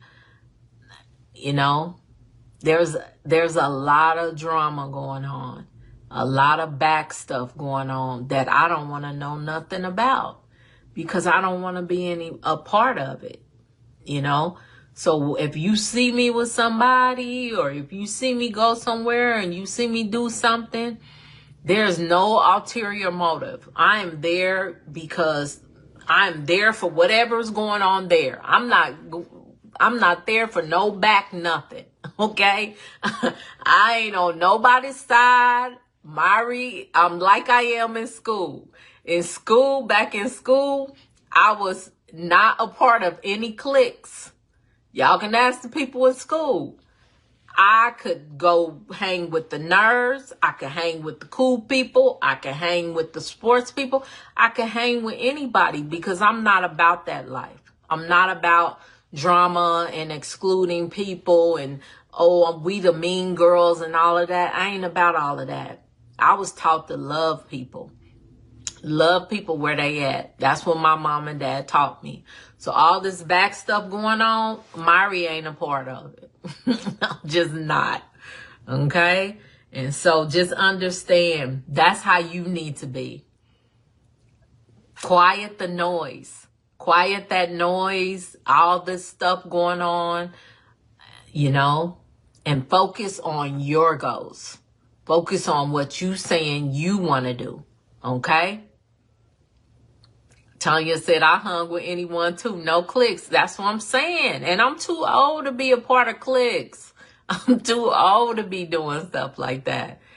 And so I just focus on, I'm just trying to help. Y'all know, my focus is my mentees, really. My mentees, people in the community, things like that. Helping you guys reach your goals. And so, like I said, do the one thing daily that's going to move you and your business forward. Whatever that is. Because I can't tell you what it is. I can't. Because it's your walk. People contact me all the time and they're like, well, can you tell me, which group home to do? What's the best one? I don't know what the best one is. Because that's going to depend on you. If somebody would have told me that the best group home for me would have been severely mentally ill adults, I would have never thought that. I had to find that out for myself. And y'all know, I tried multiple group homes. But that right there, that's my jam, And so you have to do what's right for you. Like my mentees, I tell them, I can't choose for you. I can only lay everything out to tell you this, this, this, and this, and then you have to make the decision. You know, you got to put your big girl panties on and make the decision. Okay? So, focus. Focus on one thing. You know? What have you done in the last 7 days that has made your business unignorable? What have you done? What did Janet Jackson say? What have you done for me lately? What have you done in the past 7 days? You saying you want a business. What have you done to move your business forward in the last 7 days? And then flip it. What are you going to do in the next 7 days to push your business forward? Answer that. Because you have to keep moving.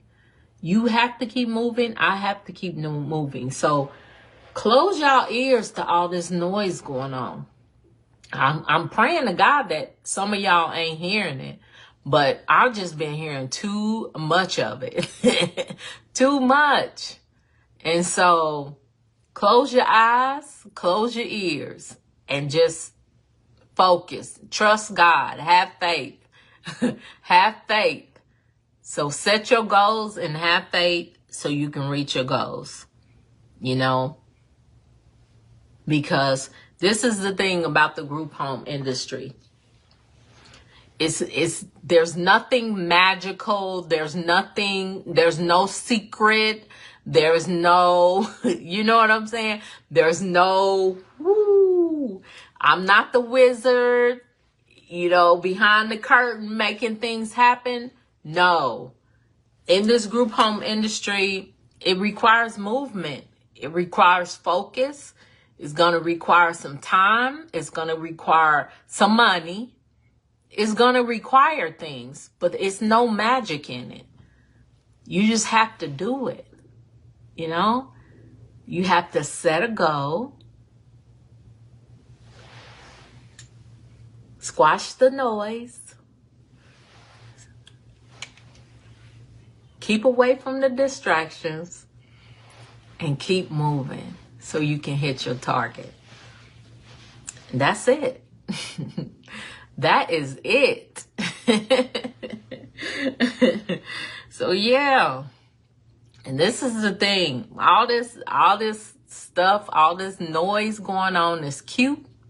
It's real cute right now. But noise don't get you paid. You know? It's the results that get you paid. It's the results that make you money, that sustains your business. It's the results that, you know, gives you generational wealth, that changes your family tree. All that noise ain't nothing. Noise can come and go. So really, that's all I had today. I told you I didn't really have any training. I was going to come on and answer questions, but when I looked, there weren't any questions in the comments. And so I was just like, let me give them a word today, because this is what I've been feeling. There's a lot of noise going on, but not enough movement.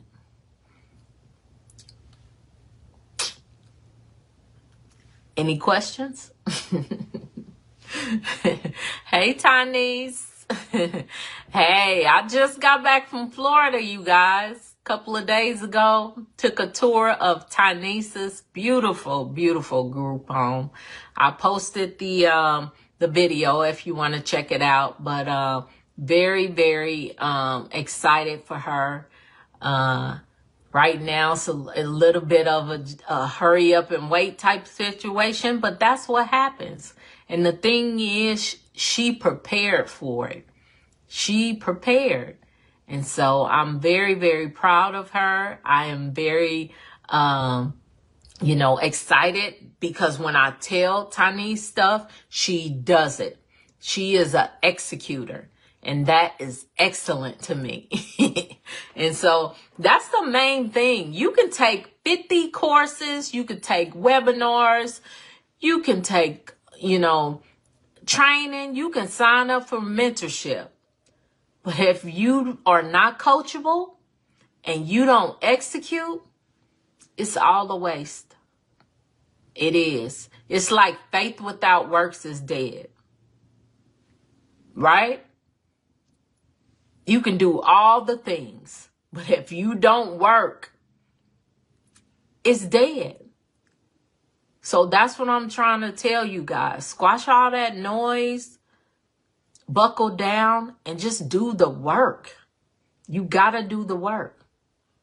What do they say? Nobody's coming to save us. You got to do the work. Lisa said, thank you for the, oh, you're welcome. Let's go. Thanks for the pep talk. I'm here for it, y'all. Yes, her home was awesome. Wasn't it, Tanya? Beautiful. She said, thank you. Working my butt off. That's right. Yes, Mahogany. It is. It's so warm. Like you can feel Tiny's spirit when you walk in the house. It just hugs you like, ah. Her husband and her mom did a beautiful job helping her with the home. And so I'm so proud of her. And what I say, check with your team. She checked with her team and her team came through. So yeah, it's beautiful. Yes.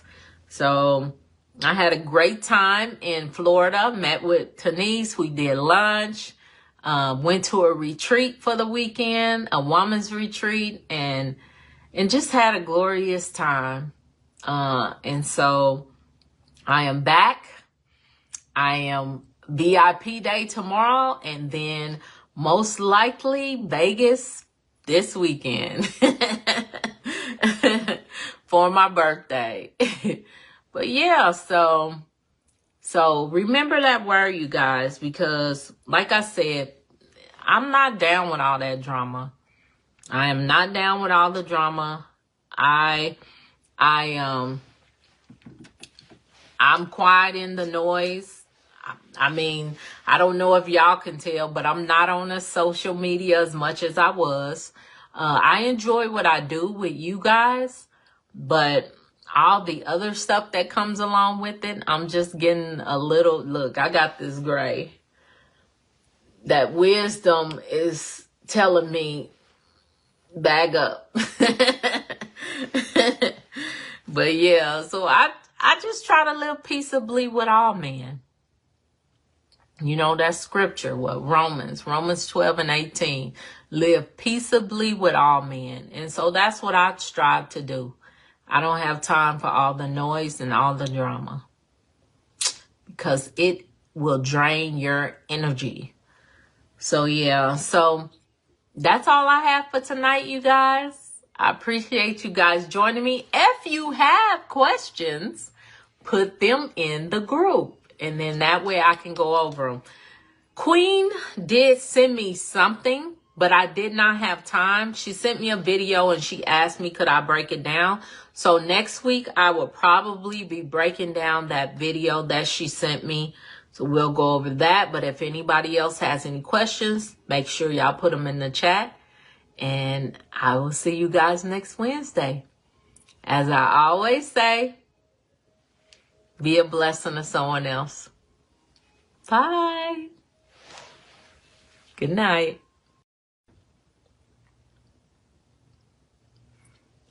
Hello. Hey, you guys.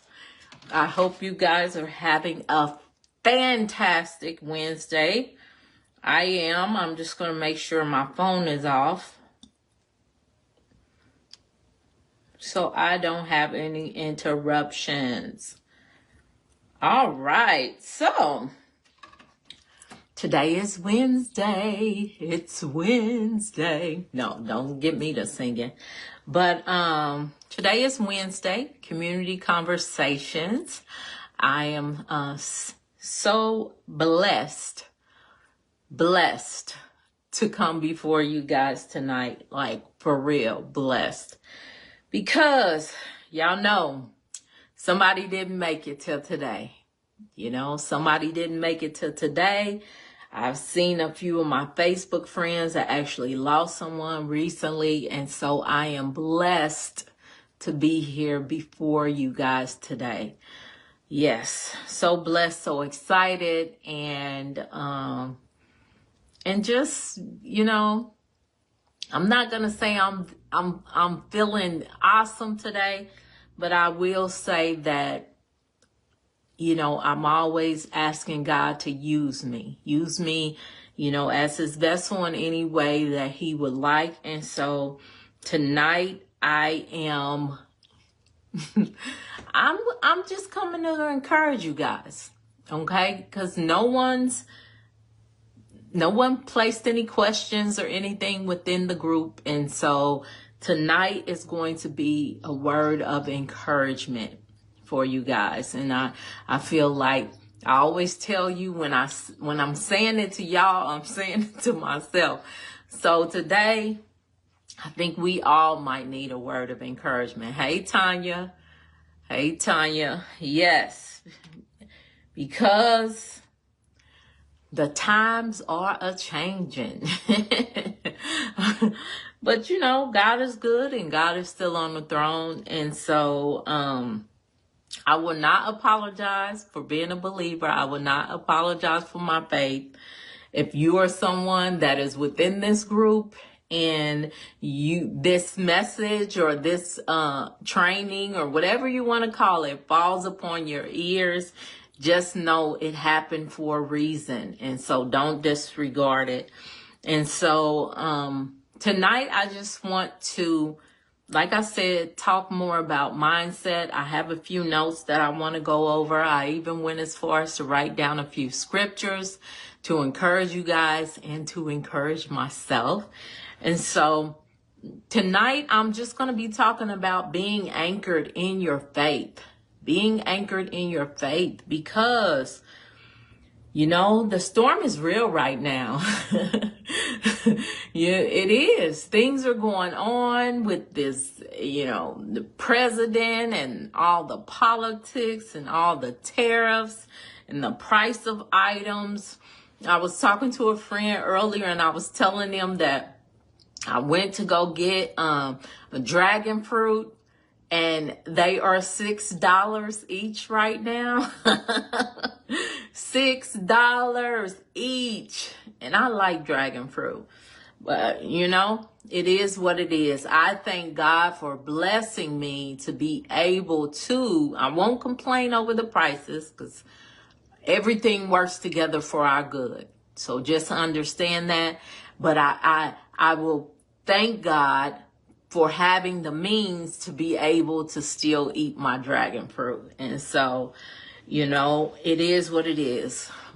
But, you know, like I said, the storm is real right now, but so is God. God is real, you guys. And just understand that he is still on the throne. He is still real. I know, you know, people are being discouraged. A lot of the calls that I get right now are, what's the changes, or what's going on? Is this going to stop? Healthcare will, at this point, maybe 50 years in the future, but healthcare is needed. Anything in the healthcare field, they might be able to make cuts here and there, but it will never go anywhere, you guys, until AI turns into robots and they're taking care of us, okay?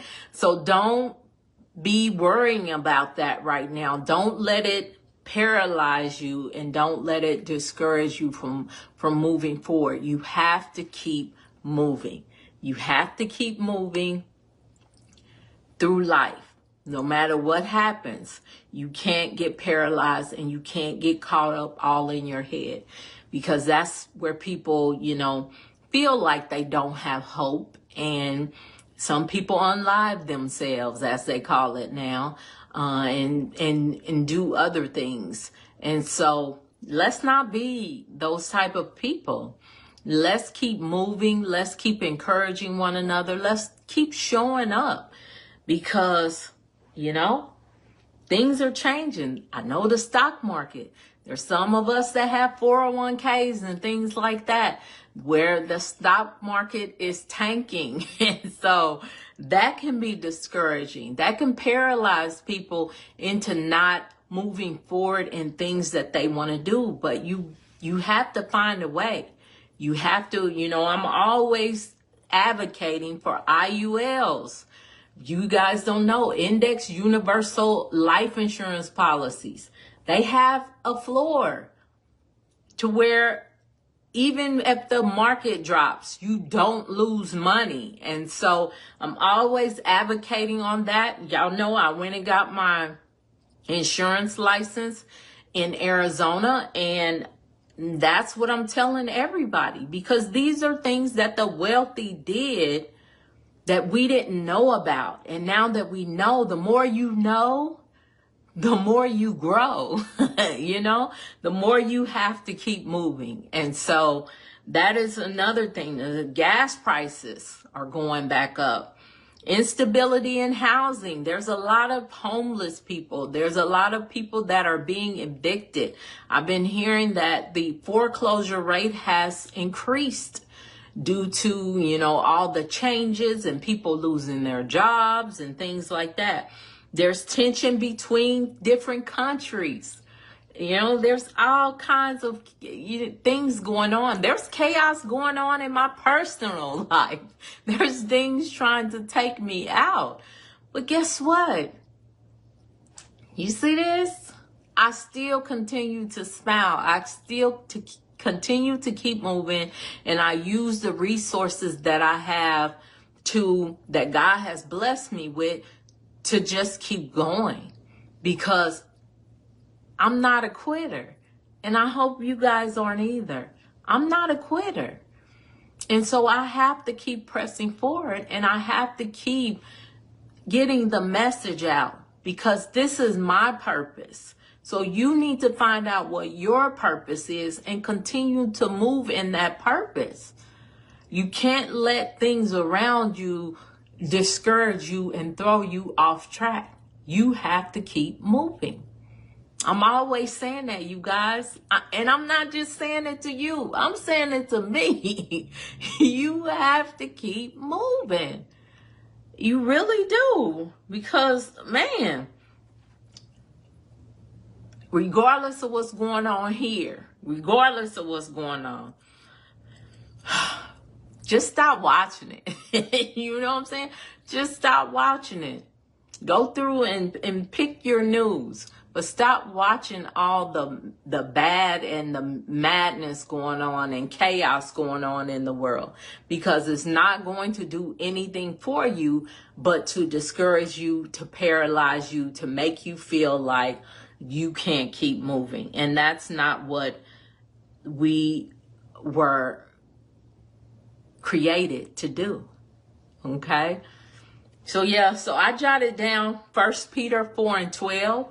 Which says, friends, when life gets really difficult, don't jump to the conclusion that God isn't on the job. God is always on the job, even when it don't feel like it. And I be telling myself that when things come up against me or things upset me or bad situations happen, you quick to be like, dang, man, why? Then I have to go back and think, God is in control. So with him telling me in his word that everything works together for my good, even when it don't feel good, I know it's working together for my good. It's like when you go to the gym. It don't feel good. Oh, I'm sick of going to the gym, but now I really gotta go because I'm in perimenopause, and they're like, you gotta go, you gotta lift weights, you gotta do this.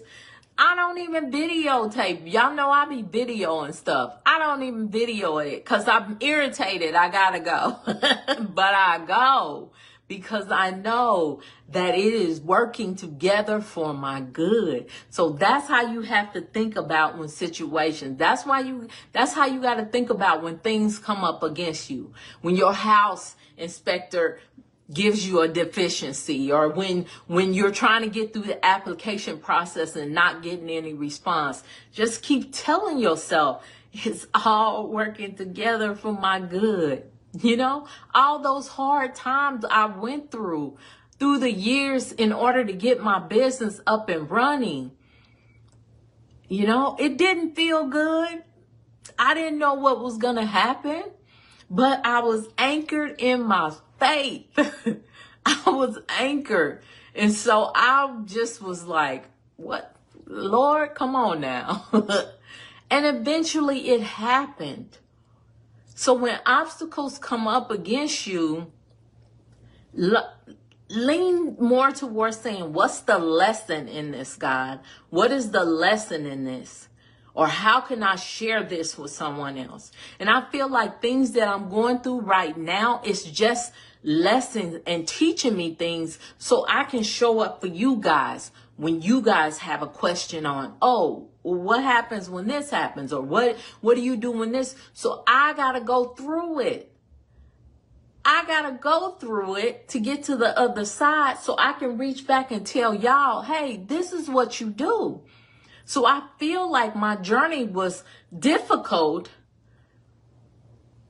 and it was a journey. You know, I'm just not one of these people that's just like, oh, I got one group home and I'm a consultant now. You know, no, he took me through a journey. He takes me through these things so I can tell you guys, this is how you handle it. And then you can see someone that you know, people consider successful and say, well, dang, she went through that. I saw a video on her going through that.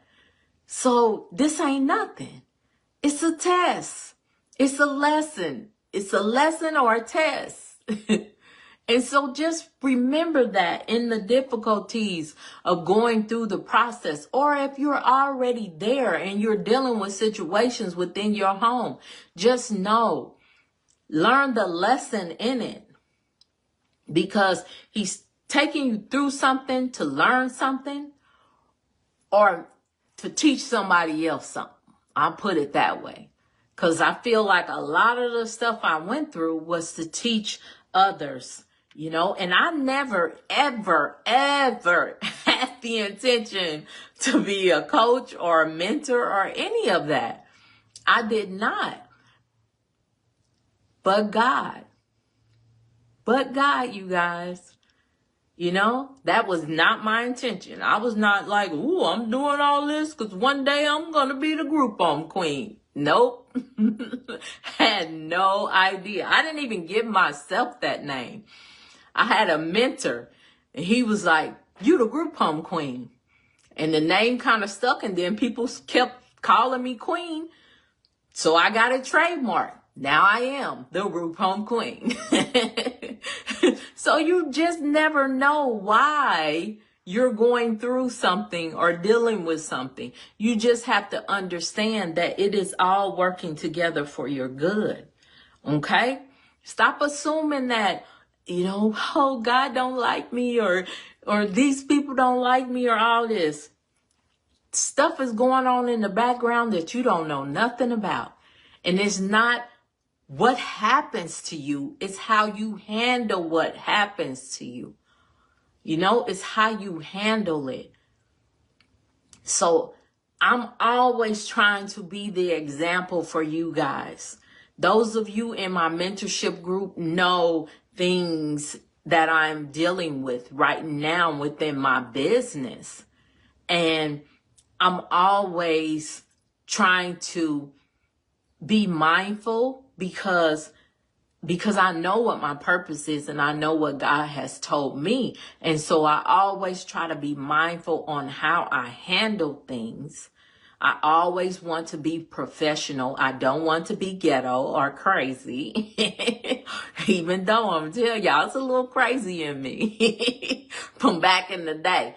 But God has press that down, you know, and fill me up with something else. And so I'm always trying to be that woman, that leader, that mentor, that coach, that mom, that aunt, you know, that he wants me to be. Therefore, I'm like, when that crazy come up, I'll be like, no, Satan. I know that's what I used to do. You know, I'm from Killer City, y'all. I know what I used to do, but that ain't me no more. I'm a new creature. All those old things are passed away. Okay? And so that's how I have to flow. And that's how I have to show up for you guys. Y'all don't need no murder rap queen on popping up on the news. So I keep a smile on my face, I keep a positive attitude, and I keep it moving. And that's what you guys need to do. Okay?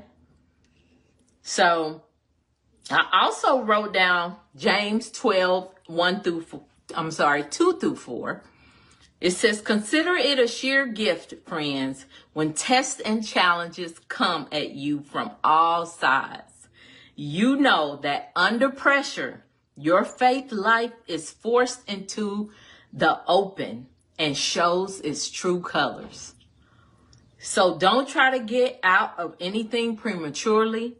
Let it do its work so you become mature and well developed, not deficient in any way. Woo, man! James 1, 2 through 4. I'm telling you, you guys, that right there,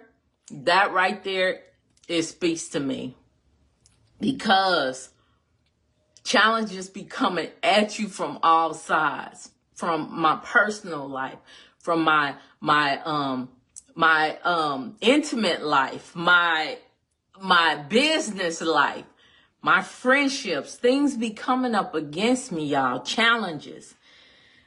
And just know that under pressure, your faith life is forced into the open and shows its true colors.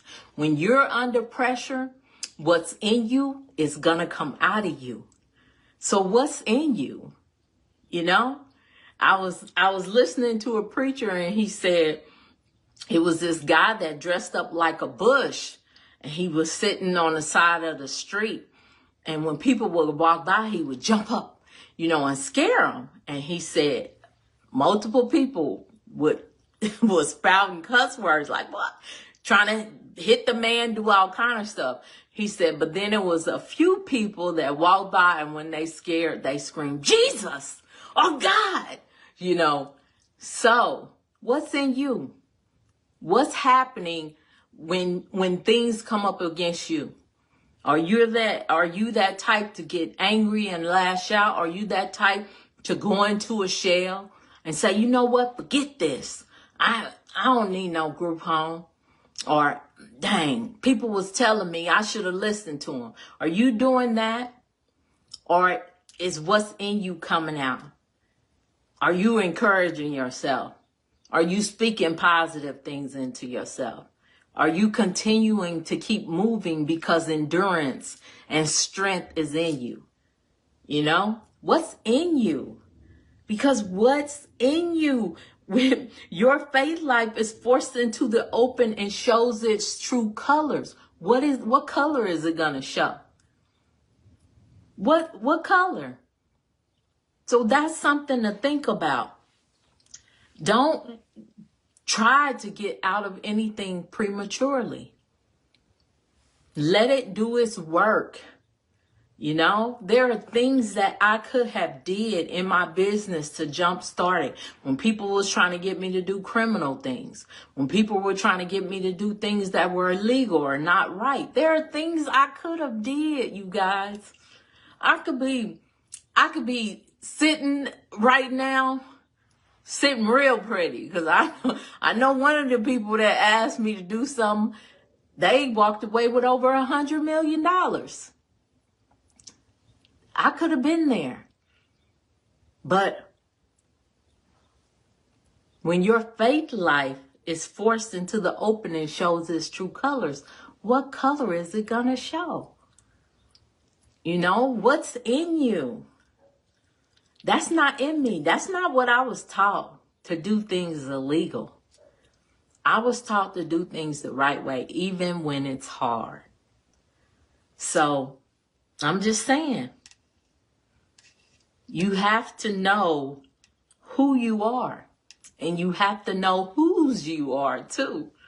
Yes, it does, Diane. Yes, it does. I didn't look, Mahogany's comment didn't come through. It says something about reply to Mahogany, but it didn't come through. But yeah, I'm just saying, you guys, God is using pressure to reveal your potential.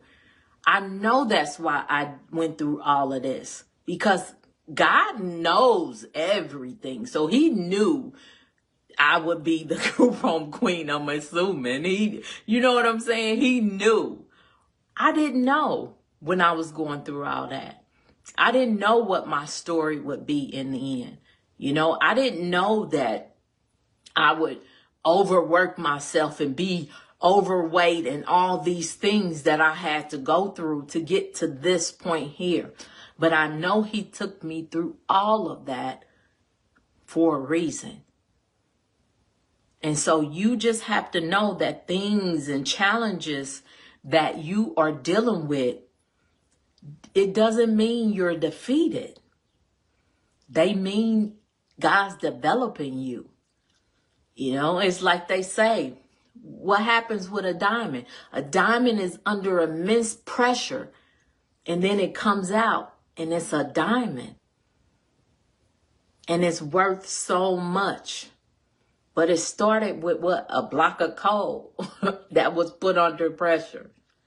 And so you just have to know that things that you are dealing with and going through, it's all going to work together for your good. But you got to keep moving. That's the part. Faith without works is dead. So you need to keep working. You know?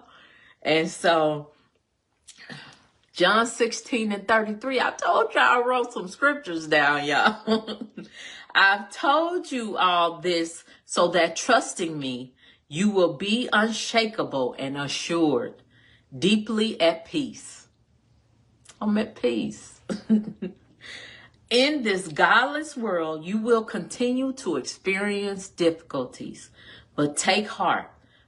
I've conquered the world.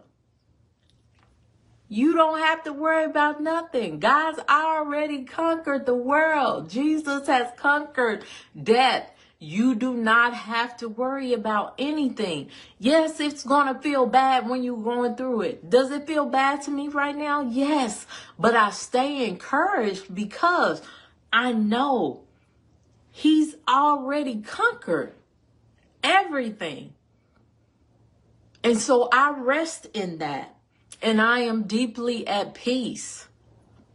And it's not going to feel good all the time. You know, it's going to tick you off. It's going to piss you off when things come up against you. It's going to piss you off when people don't treat you right. It is. But you just have to know what's in you and let that come out of you. And if you feel like something's rising up, because like I told y'all, I got a past. And I felt that rising up. Like I used to fight. I would cut you, you know. And so I'm just saying, you got to push that down and push it back, because Satan will try to bring, all he knows is your past. He don't know your future. God knows everything. Satan only knows what you've done. So he's always going to try to bring that up in your face. Ooh, look what you used to do. Look what you used to do. You know, so you can see it and then you like, oh, well, that's who I am. No, you don't have to be that. Be the new creature. And so that's what I'm trying to do. I'm not trying to do it. I'm doing it. I'm the new me. Okay. I can't worry about what nobody else is doing. All I can do is know and trust in God that everything is working together for my good, even when it don't feel good. You know, like I said, I'm not going to get into it in this group. My mentees know. But how would you feel if somebody walked up in the bank and walked out with over 6 figures? How would you feel? So it don't feel good. It don't feel good, but it don't stop nothing, because God is still in control. He's still in control. And so let your test become your testimony. Yes, ma'am. Let it become your testimony. And keep moving. Y'all see, I keep saying that because there's so many people caught up in the what ifs. I told y'all I do consultation calls, and what if you keep moving? You know, what if you don't get discouraged by another application or a denial from the credentialing office? No, you regroup and you do it again, and you keep doing it till you get it done, because it will happen. Trust and believe. I touch and agree with everyone connected to me. It will happen if you keep moving. So you've been trying to pray away the fire. These notes. But that's where the refining happens. Sometimes you can't pray away the fire. Sometimes you're going to have to take your shoes off with them crusty feet, and you're going to have to walk through that fire. And it ain't going to feel good. Your feet going to get burned. But guess what? As long as you make it to the other side and don't burn up, then it's all good. You know, your next level is in the pressure. So stop running from it. Stop hiding from it. Stop retreating from it, and just go through it. Because if you keep moving, I'm telling y'all, if you keep moving, it will happen. Everybody seems to think that everything was rosy for me. And I tell those of you around me my story. There are things that I had to go through to get to this point in my life. And it was not easy. And it did not feel good. But I kept moving. I kept that vision in front of my face. I continued to speak to myself. Even when people were trying to discourage me, I kept speaking to myself. I didn't have a me, y'all. Y'all got me to talk to. I didn't have a me. I had to be like, Myrrie, you better, I had to do it. I had God. Yes, my sister was with me, but I had to encourage myself. And so you guys got the upper hand. I told y'all, bad credit, all of that, no money. Some of y'all got money. Some of y'all got decent credit. Some of y'all is way more educated than I was. So what's the problem? Keep moving. That's one thing I always remember. Keep moving. That's it. I say it all the time because I want y'all to do it, Tanya. I just want y'all to hear that. When you sit down and be like, oh, this is so hard, I want y'all to hear me say, keep moving. So that's why I'm always saying that. Because really, that is important. Like movement. What they say, if your body don't move, it's going to end up retracting. It's going to end up, your limbs going to hurt, everything. That's why they tell you, keep moving. So do that in your business. Do that in your life. Because it will keep those juices churning. It will keep things moving. Yeah. I got another one for y'all. Man. John 16:33. Let me see. Did I read that? If I've told you all this so that trusting me, you will be unshakable and assured, deeply at peace in this godless world. You will continue to experience difficulties, but take heart, I've conquered the world. Yeah, I read that one. Oh, this is the one I wanted to read. Philippians 4:6-7. Don't fret or worry. Instead of worrying, pray. I did a story and I said, because people are always talking about buying stuff now, like products. And so I just put prayer over products. Like, you do not need a product for everything. Our parents survived with a toothbrush and a rubber band. You know what I'm saying? And they made things happen like MacGyver. So you do not need a product for everything. Sometimes you just need to pray. Pray and ask God, how do I handle this situation without buying another product? It's just not a lot that you need. I tell people that in their group home business. People will go out and spend ridiculous money. And I have literally furnished somebody's house from all giveaways, covered the furniture, everything for them. And they didn't really have to spend anything. So I'm saying, you don't have to do all of that. You don't need a bunch of products. Sometimes you just need to pray. Lord, I don't want to buy nothing for this group home, but I'm asking that people donate and that somebody furnish this whole house. And you will be surprised how that can happen. So I'm saying, we got the example. I don't know if she's in here, but Tahara. I told Tahara, tell people your what's going on. Tell them what you're doing. She went out to offer up to buy a living room set from somebody. And she showed up at the house. The woman was talking to her. She said, yeah, I'm opening up a group home.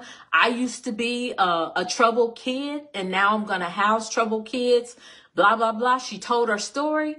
The woman said, you know what? I got some more furniture. I think she had a dining room set or something. She went and showed her. She ended up giving her a TV. She almost got a full house of furniture. And when she was walking out the door, the woman handed her the money back and said, no, I'm glad that you're doing what you're doing. So don't tell me that God can't do it. Don't tell me that God can't do that. That girl got almost a house full of furniture for nothing. So you don't know how God's going to work. You just let him work and stop always trying to fix things. I'm talking to myself, y'all. Stop trying to fix things, because sometimes God wants the glory. And every time I get a chance to tell that story for her, I do it. Because she came back to me and she said, Myrrie, what you said was true. No, that was God. That was God, you know? And so, yeah, sometimes we just need to pray. Get in the habit of praying. The Bible says pray without ceasing. So you should be praying all day long. You know, prayer over products. But yeah, instead of worrying, pray. Let petitions and praises shape your worries into prayers, letting God know your concerns. Let him know. Before you know it, a sense of God's wholeness, everything coming together for good, will come and settle you down. Even if the situation ain't good yet, God can show you what he gave us. He gave us the Holy Spirit to comfort us. Okay? So even when things ain't perfect, God will give you that peace to feel like it is. And it's like people in my family know what I'm dealing with. And they like, man, she's still showing up. You know what that does? That encourages somebody else. That encourages the younger people. Because they like, my niece was like, I'm Myrrie, I don't know how you dealing with all of this. But God, it's God. And so I lean not to my own understanding. And I know through prayer, through supplication, through all of that, I know that it's all going to work out for my good. And so that's why I come and encourage you guys. So when you are dealing with something in your personal, professional, business, whatever life, that it's gonna work out one way or the other. I always tell my kids that. I've told them that since they were little kids. They be like, we know, mama, it's gonna work out one way or the other. Yup. And any way it works out, it's for your good. And it may not feel good, may not look good. You might lose somebody, whatever it is. It's still working together for your good. Because maybe you didn't need that person. So you got to think of it that way. Worry about it or pray about it, but you can't do both. That's right. And I suggest praying. Pray, pray, pray, Diane says. Yes, I'm saying, because it works. It works. Don't become so self-adjusted to your culture that you fit into it without even thinking. Instead, fix your attention on God. You'll be changed from the inside out. Man, that right there, Romans 12:2, that was for me. Because there's so many times I could have just fell into my culture and what people around me were doing. But nope, God changed me from the inside out. So if I'm professing to be a new person, I can't do what I used to do. You can't do what you used to do, We can't do what we used to do. Man, so you're not crazy. You're under attack. And you just have to know that the enemy only attacks what's valuable. If you wasn't valuable, if you wasn't worth anything, if you wasn't a child of God, he wouldn't care. He will leave you alone. So I know. Yep. I know I'm valuable. I'm very valuable. So if he trying to come for me. But yeah. So now we're going to talk about how to get unstuck. How to get unstuck. These are things that I'm doing in my life and things that I want you guys to think about. Do you need to do? Okay. Limit the chaos you consume. I used to watch the news right before I went to bed. So I would go on and watch the news, and then I would go to sleep with all those things off the news in my mind. I had to stop doing that. Because it was making me go to sleep under the wrong mindset, which was making me wake up under the wrong mindset. And so I don't want those to be my thoughts. I want my thoughts to be on positive things. Yes. So turn off that negative news. Turn it off. If you want to watch highlights or something like that, it's negative, y'all. It is. Start your day with the word, not the world. Start your day with the word. If it's one scripture, if it's, my thing is, I'm a part of a prayer group on Facebook, and they send out a prayer every morning. I do my own prayer, but then some mornings I read their prayer. Come up with your routine. One of the churches that I visited, they text me one scripture every morning. Even if it's just reading that one scripture, find a way for you to have positive thoughts or have something in the morning that's not starting your day off with negativity or starting your day off right on social media. Take that time, come up with a routine. I have a morning routine I do every morning. And so find a routine for yourself that you do. It don't have to be what I do, but find something to start your day off on a positive note. I got to the point too where I cut my phone on Do Not Disturb because I don't want anyone to awaken me like in a panic. So I had to do that for my mental health, you know, and so you have to figure out what's right for you. Adjust your budget. Some people got to do that because prices are changing, things are going up. You may have to adjust your budget. And that means write it down. I got quiet because I was talking to somebody and I was like, write it down. Start out by writing what you spend money on if you don't know how to budget. And then write your budget based on that. Y'all know I told y'all Dave Ramsey. I did Dave Ramsey years ago. I continue to do things that Dave Ramsey said. That might not be your cup of tea. You might like Suze Orman, or you might like one of these young people out here that's doing budgeting. Whatever it is, figure it out because you have to keep moving. So you don't want to get stuck. Oh, prices are going up.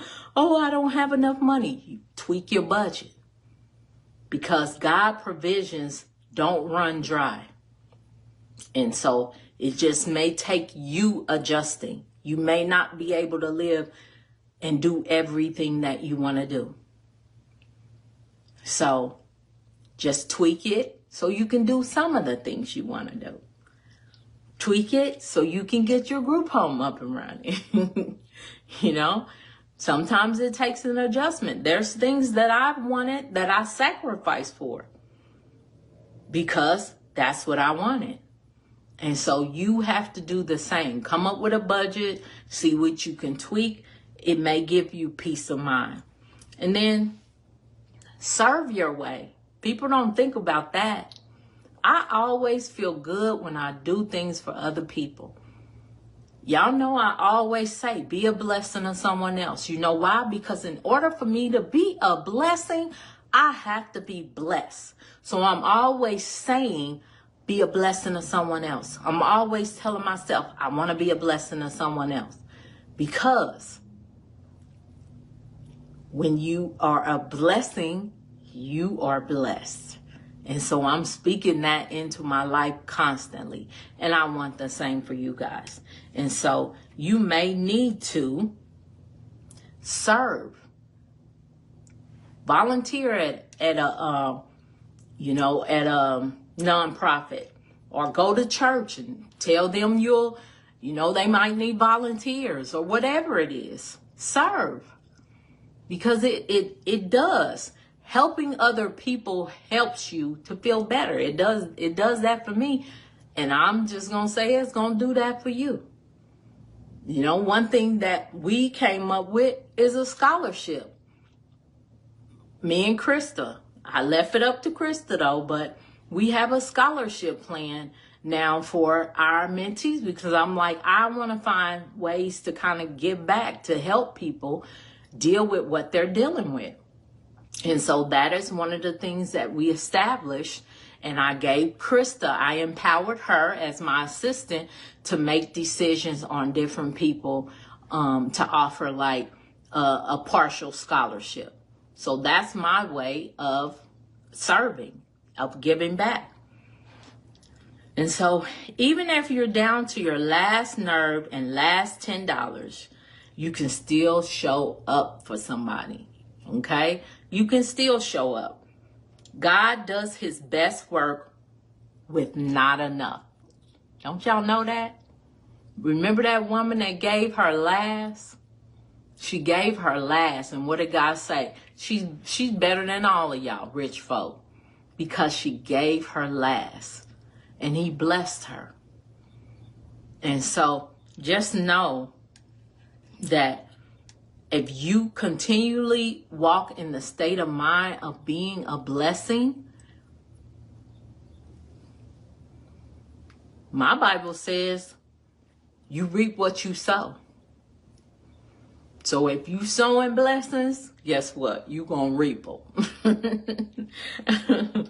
So don't panic. Okay, this is Isaiah 41:10. Don't panic. I'm with you. There's no need to fear, for I'm your God. I'll give you strength. I'll help you. I'll hold you steady.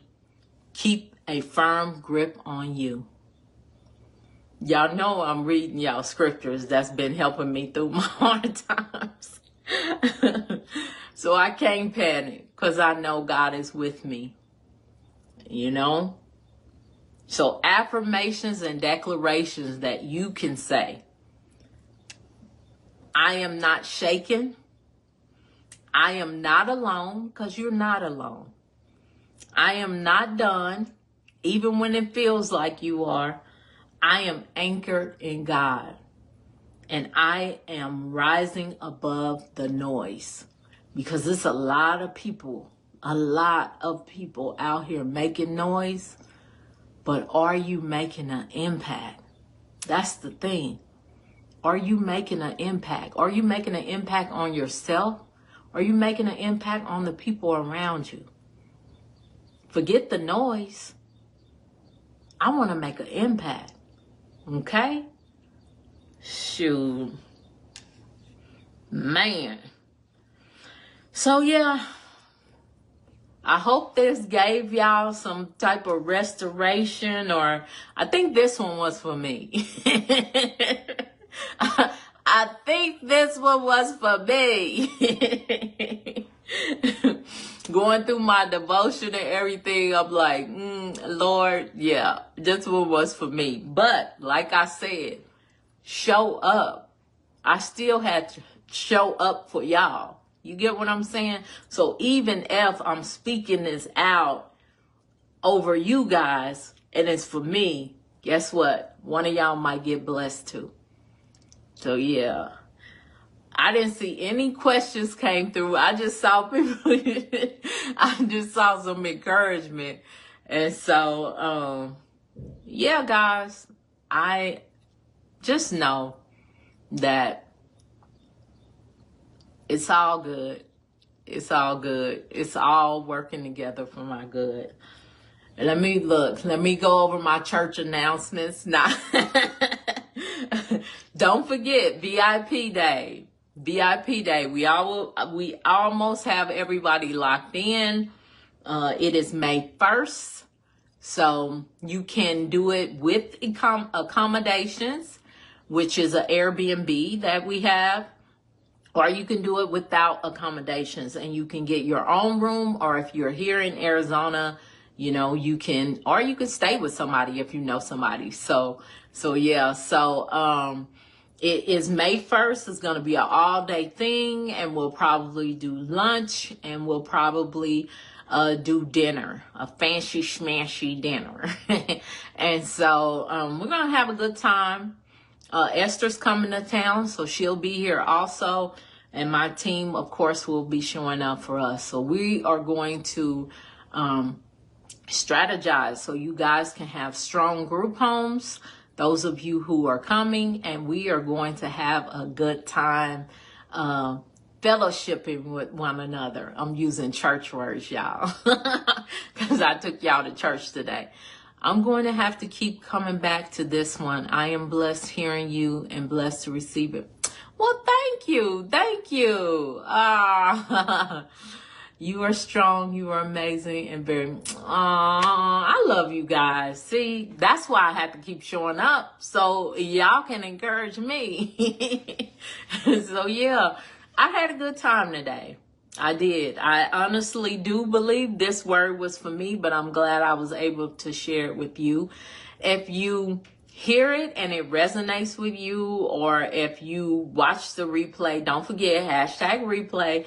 But also too, put any comments. If you're dealing with something and you want me to touch and agree with you, you can also, put it in the comments. But I had a good time tonight. I appreciate you, those of you that showed up. It's always encouraging. It does always make me feel great. And so I'm just gonna keep moving. That's all I'm gonna keep doing. Keep putting this smile on my face. Somebody's like, why you smile so much? If y'all knew how much I paid for this smile, y'all would know why I smile so much. But I'm just going to keep smiling, and I'm going to keep moving, and I'm going to keep encouraging y'all, and y'all continue to keep encouraging me. All right, you guys? Well, y'all know I love y'all, MH Gang. MH Gang for life. You guys have a great evening. I think they're playing something on YouTube. So if you're just watching stuff, jump over to YouTube, check it out. If you haven't booked your VIP day and you're planning on coming, you better book it quick. And that's it, you guys. Y'all have a blessed evening.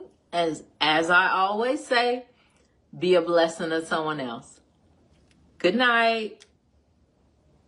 Thank you for the pink hearts.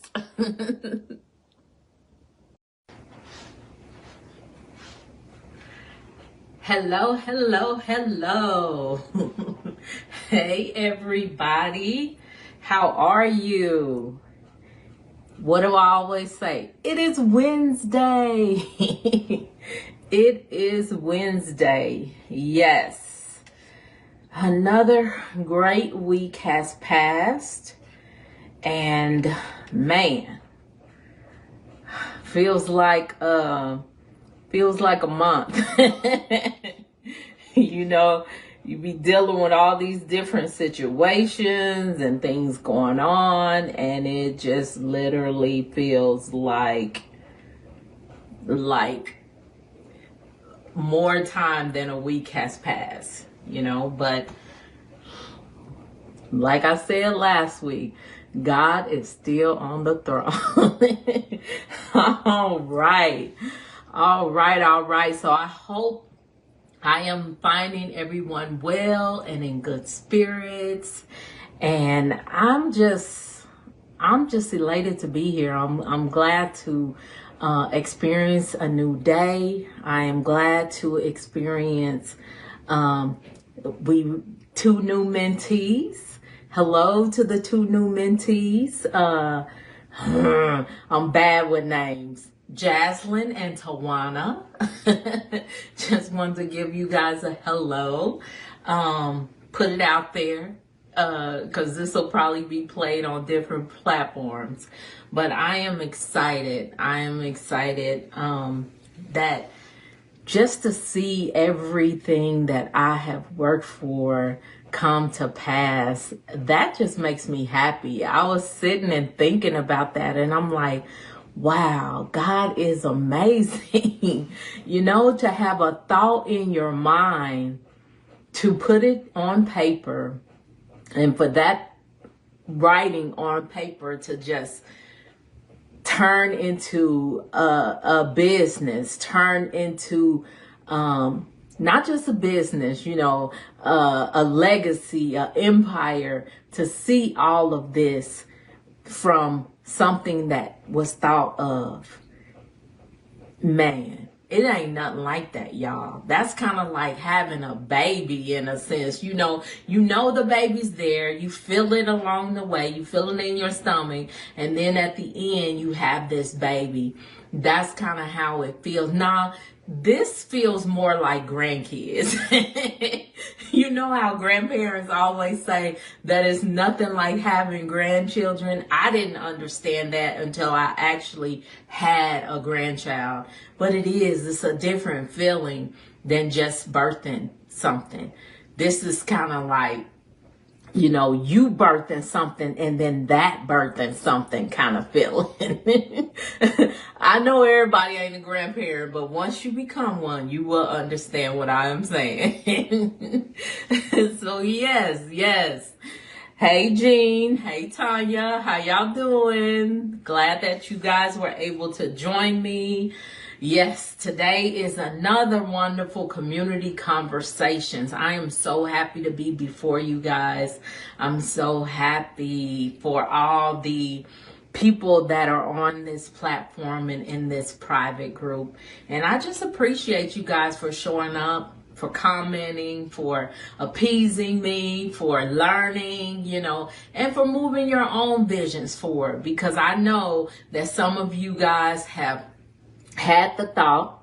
I know you wrote it down, and I know it's coming up off of that paper and it's coming into fruition. And so I'm just excited just looking back and talking to a couple of mentees that have been through the process, and now they are in the what they call it, in the mess of things. And they're like, wow, Myrrie, what you be saying is so true. I try to give it to y'all exactly how it is. I'm not making it pretty. Now I might say it with a smile on my face, but I'm not trying to make it like more than what it is. This is the real, I try to give y'all the real. I try to give you guys, all the tools that you need to have that successful business. And so I'm just excited about seeing all of that come to pass in my life and in the lives of others. And it's just a beautiful thing.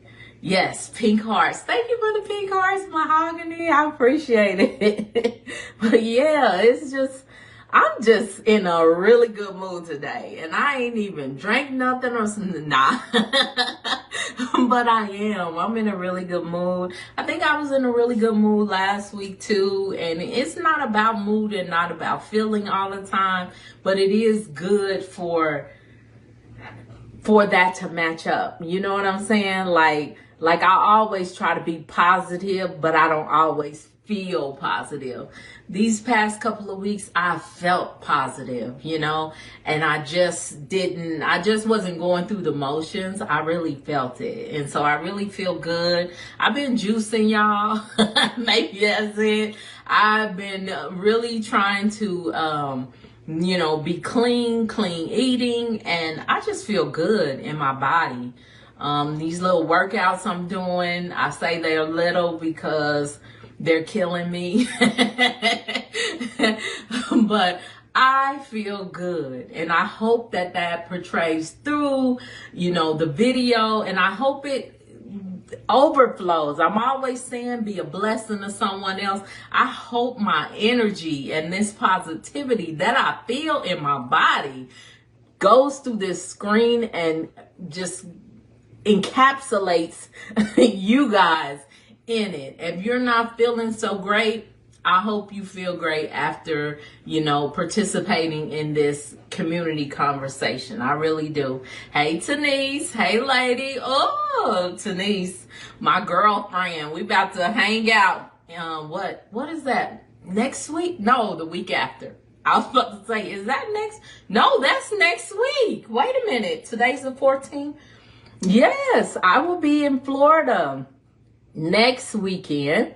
Yes, and I will have the pleasure of visiting Tanise's home, her group home in Florida, and I'm very, very excited about that.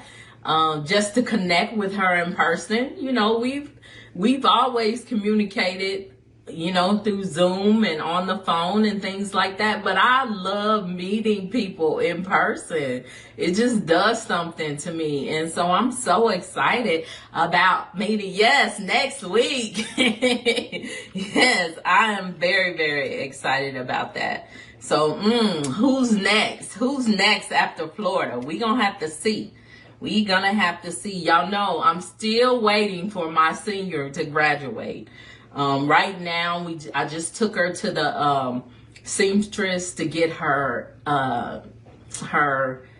prom gown altered, because You know, she's like me. She's thickum and she got some this, all of that. And so we had to make some adjustments. And so I think her promise, I'll be in Florida when her prom takes place. So I'm just trying to get everything taken care of, get her through prom. Her graduation is next month. Get her through graduation. You know, get her set for the summer, and then I am out. I have been really good. I've only been going places maybe once every other month. Y'all know I like to go. And so I'm just trying to, she asked me, Mom, you know, can you calm it down my senior year? And she is the last one. And so, yes, I'm very excited about that. Not just being able to travel, I'm excited about her starting her adult journey, going to, you know, college. She wants to be a doctor, an anesthesiologist. And so I'm all for it. I'm there for it. And so, yeah, so I'm kind of ready to get on the road, break out the van and do some driving and do some travel. I am ready. But I'm taking my time, and I am present for everything that she has to go through, you know, because that's my baby. So yeah, so tonight, let's see, what are we getting into tonight? What are we getting into? Yes, Tanya, yes. so yes, I asked her, are you prepared for all those years of college? She said, yes, Mom, I'm prepared. So I'm like, okay, look, let's make it happen. Let's get it on and popping. So yes, let's see. What? I think I did some notes and I saved them somewhere, somewhere over the rainbow. Where did I put them? Let's see. So don't forget, you guys, we have one slot left for our VIP day. Our VIP day, which will take place on May 1st. We might have a decent time because my birthday is that weekend. My birthday is May 3rd. So I might do a couple of little extra things just because. But it is going to be a good time, a full day. Me and my team strategizing, getting you guys together so you can have the best successful home ever. Plus, you guys will get to meet some of my actual mentees that are going through my process right now because they are able to participate pretty much in whatever I have going on. And so I know some of them have expressed, some have gotten their plane tickets, and some are ready to go. So I am pretty excited about that.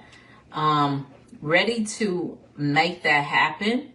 And my team, I was just talking to Latoya. Y'all know y'all watch Latoya. She does the follow-up Fridays. She does follow-up Fridays. And so Latoya is just like, yes. I know, but I told her, I said, this is a VIP day. Last time we did come to work with me, I said, so this is a VIP day. So we really gotta take it up a notch. And she was like, oh, she's ready. So we are all ready. We don't have to get ready because we stay ready, okay? We don't have to get ready. So I think I closed my notes out, but I found them. And so tonight, I actually, y'all know, sometimes I do current events and bring up things that are like in the news and things like that. And so tonight there was a big story. It's a town in Arizona called, it is called Mesa, or some people call it Mesa, or I call it Mesa. But, and in Mesa, there was a group home. It was actually going to be a sober living home. Well, they call it a recovery home. So it was going to be a recovery home. And in Mesa, 300 neighbors came out and basically was like, we don't want this in our neighborhood. Now, I done had a couple of neighbors come out, when I first started, but 300 people from the community came out to attend this and basically tell this group home that they did not want them in their neighborhood. And so I mean, y'all know how I am. I was like, maybe I should talk on this subject and how to handle this, because I did when I initially got my group home. I don't talk about it too much because nothing really came out of it, and the neighbors eventually settled down. Well, actually, before I even started, they settled down. I'm gonna tell y'all about my secret weapon that I had. So let's see. Oh, cool. Thank you, ladies. Thank you. I already got volunteers for my daughter to shadow. Thank you. Thank you. Thanks, Tanya. I appreciate it. Yes, yes. I always say who is supposed to be there will be there. So I'm one of those people who is supposed to be there is going to be there.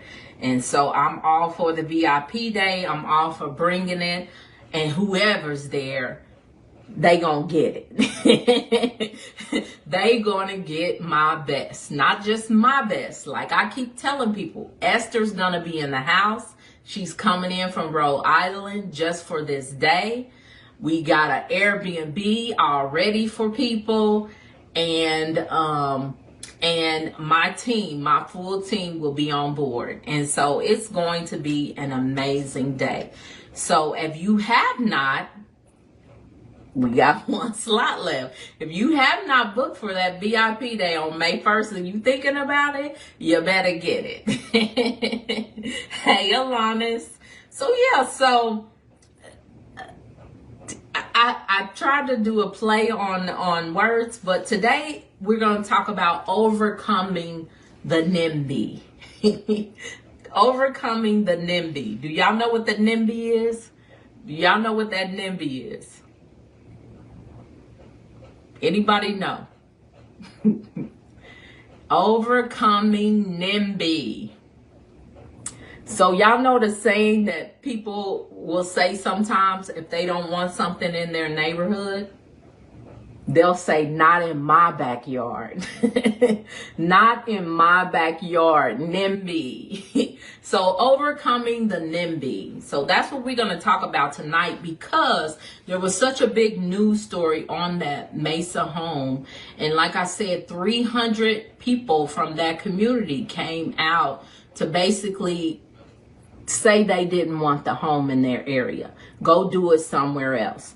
And so a lot of times people do that. They have resistance in the community because they don't fully understand, and then they hear things. Now y'all know a lot of things have happened in Arizona where it was just madness, people doing all kinds of things, not doing what's right. But it doesn't say that every group home is like that. There are some of us out here that did everything that we were supposed to do, that took care of our clients, that weren't kidnapping people, because literally they were kidnapping people out here off the reservation, driving by in vans, putting them in there, giving them drugs, giving them alcohol, doing all the things. So yeah, group homes got a bad rap right now in Arizona. But group homes are necessary. And so I just kind of wanted to give people, talk about it, bring the subject up, just in case if you face any type of resistance when you're opening your group home, and just how to combat that community resistance.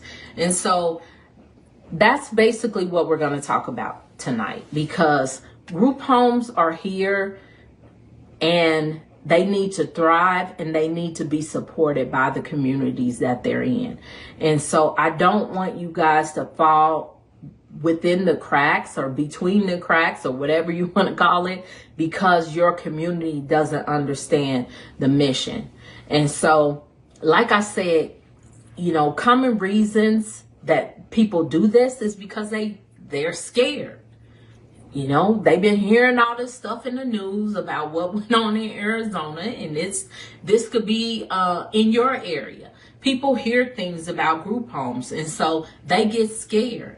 Fear of the unknown. Well, oh God, is the price of my home going to go down? Is people going to be, one time when we bought that city block and we were opening up a group home and a community shopping area and all of this on that block we bought up in Globe, Arizona. And people were coming out. Is people going to be breaking in our house and robbing and stealing from us and raping our wives? And we were like, are you serious? And so we actually had a community event where we had some of our stakeholders, like Humana came out, Care First came out, different Mercy Care, different organizations came out to show support and to give information out. We had our team there, and we just were basically loving on the community. We opened it up, we had food, and we just opened up that block and let people know we're here to help the community. Because police in that area were saying that they didn't have the resources. Globe is a really small city. I don't know if, all of you have heard of it, but the police were basically putting mentally ill people in jail, and they were so ready for us to open there because they were like, wow, now we have somebody to partner with in the community that understands, people that are going through withdrawals that might be delusional or whatever. And so it was a great thing, but we opened it up and we had the discussion to kind of counteract that fear. Property value concerns, like I said, we told them this is going to bring the property value up. Right now, this is a condemned, block. Like nobody's using this block. The building was boarded up, everything. We're about to bring life into this community. So we had to do that. And then address all the safety concerns. It was a gated block. People that we service were going to be overlooked. We had cameras that we were putting in. It was all kind of things. And so then we got the media on board. So the newspaper and people like that came out, and they were able to interview us in regards to what we were doing within the community. And so that's kind of how we got the community to buy into us being there and combat that resistance. And so you have to figure out creative ways in your community if this becomes an issue for you, to just let people know. Because I tell people all the time, if you pull up at one of my group homes, you don't even know it's a group home, because I don't let people hang out in front of my house. They have a backyard. Most times our gates are locked, so they can't just come out the backyard. Now, granted, if they're a climber, they can climb, and it has happened, but most times you don't know. We have yard maintenance come 2 times a month, so our yards are always kept up. Everything looks good, and we have cameras outside. So just in case if something happens, we know who's coming and going. So there's things that we set up, in my organization, just so people in the community can know that they are safe. And I already told y'all, the sex offender home, we had to find the perfect home to do that. And so, and you have to register. The sex offenders have to register when they have a home. And so we have not had any resistance since the first 2 homes. And so it's how you, I always tell people, it's not what you do, it's how you do it. And so you becoming a part of that community, you have to be open to building relationships with people. I'm always talking about relationships, but you have to be open and be proactive. Okay? So build those relationships, have that transparent communication, because that's what we did. Oh, you want to come in and, and see? Well, when the people go out on, because the thing is, you still got to be HIPAA compliant. So I just can't have anybody walking up in the house. But hey, if you want to do a tour or ask information, when the clients go out on their outing, I will be happy to do that for you. And then that's something that I would do. I don't let my employees do that, but I would do that because I'm the person that is the communicator to people from the outside. I'm the person that communicates with the media. So that's how that will be handled. And then educational. Like I said, we brought people in, we brought stakeholders, and we had them talk to people within the community. I'm not saying every time you can do that, but you have to find ways and resources that you have access to in order to do that. That way, you have open, Q&A, you have open communication. You can address those concerns right off the bat. Okay? You can't offer people guarantees, but you can say, hey, this is the experience that I have. This is the experience that my team has. And this is what we're going to do, and let them know. Like I said, you can't guarantee because nothing, you cannot completely control every single human being, but you can let them know what your goals are and what your mission is and things like that. And so you have to basically have effective responses, okay? During the community resistance, you have to be effective, but you also have to listen. So don't just be trying to get your agenda. I tell y'all that all the time. Regardless, it's not always about you. Let them vent. Let them, say what they need to say. Let them ask their questions. You listen. You listen. And then you address. So let them get things off of their chest and then you address. We just purchased this house for our group home. When should we tell the neighbors of our group home? Technically, if you've cleared zoning and all of that, you don't have to tell them. I'm just saying if someone comes and addresses it. Now, like I said, I'm going to tell y'all my secret weapon. When I started my first group home, people were being nosy because it was that type of neighborhood. They wanted to know what was going on, what we were doing, and a couple of people came by. But I actually had brought my brother there to work on the house. And my brother, I have never met somebody that did not love him. He is that guy. You know what I'm saying? He he favors Idris Elba, a rougher version of him, he just that, and he got that smile and he's the nicest guy and he can fix just about anything. He's like MacGyver. He take a piece of gum and a piece of aluminum, he can build a bomb. He's that type of person. I don't want to say bomb on Facebook, but I'm saying my brother was basically greeting people when they came while he was working on the house. He would greet them. He would talk to them. These people end up giving my brother food. He didn't have to buy groceries. Now, granted, I told y'all the first group home we had was like 2 hours away from Phoenix.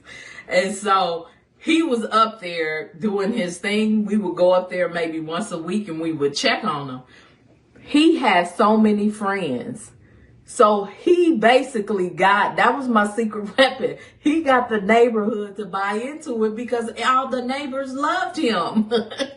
Even after he left, people would come by and ask, well, where's Isaac at?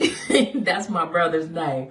So use whatever you have. We didn't mean to use him, but it just worked out that way. And like I said, I've never met someone that did not love my brother Isaac. He's just that guy.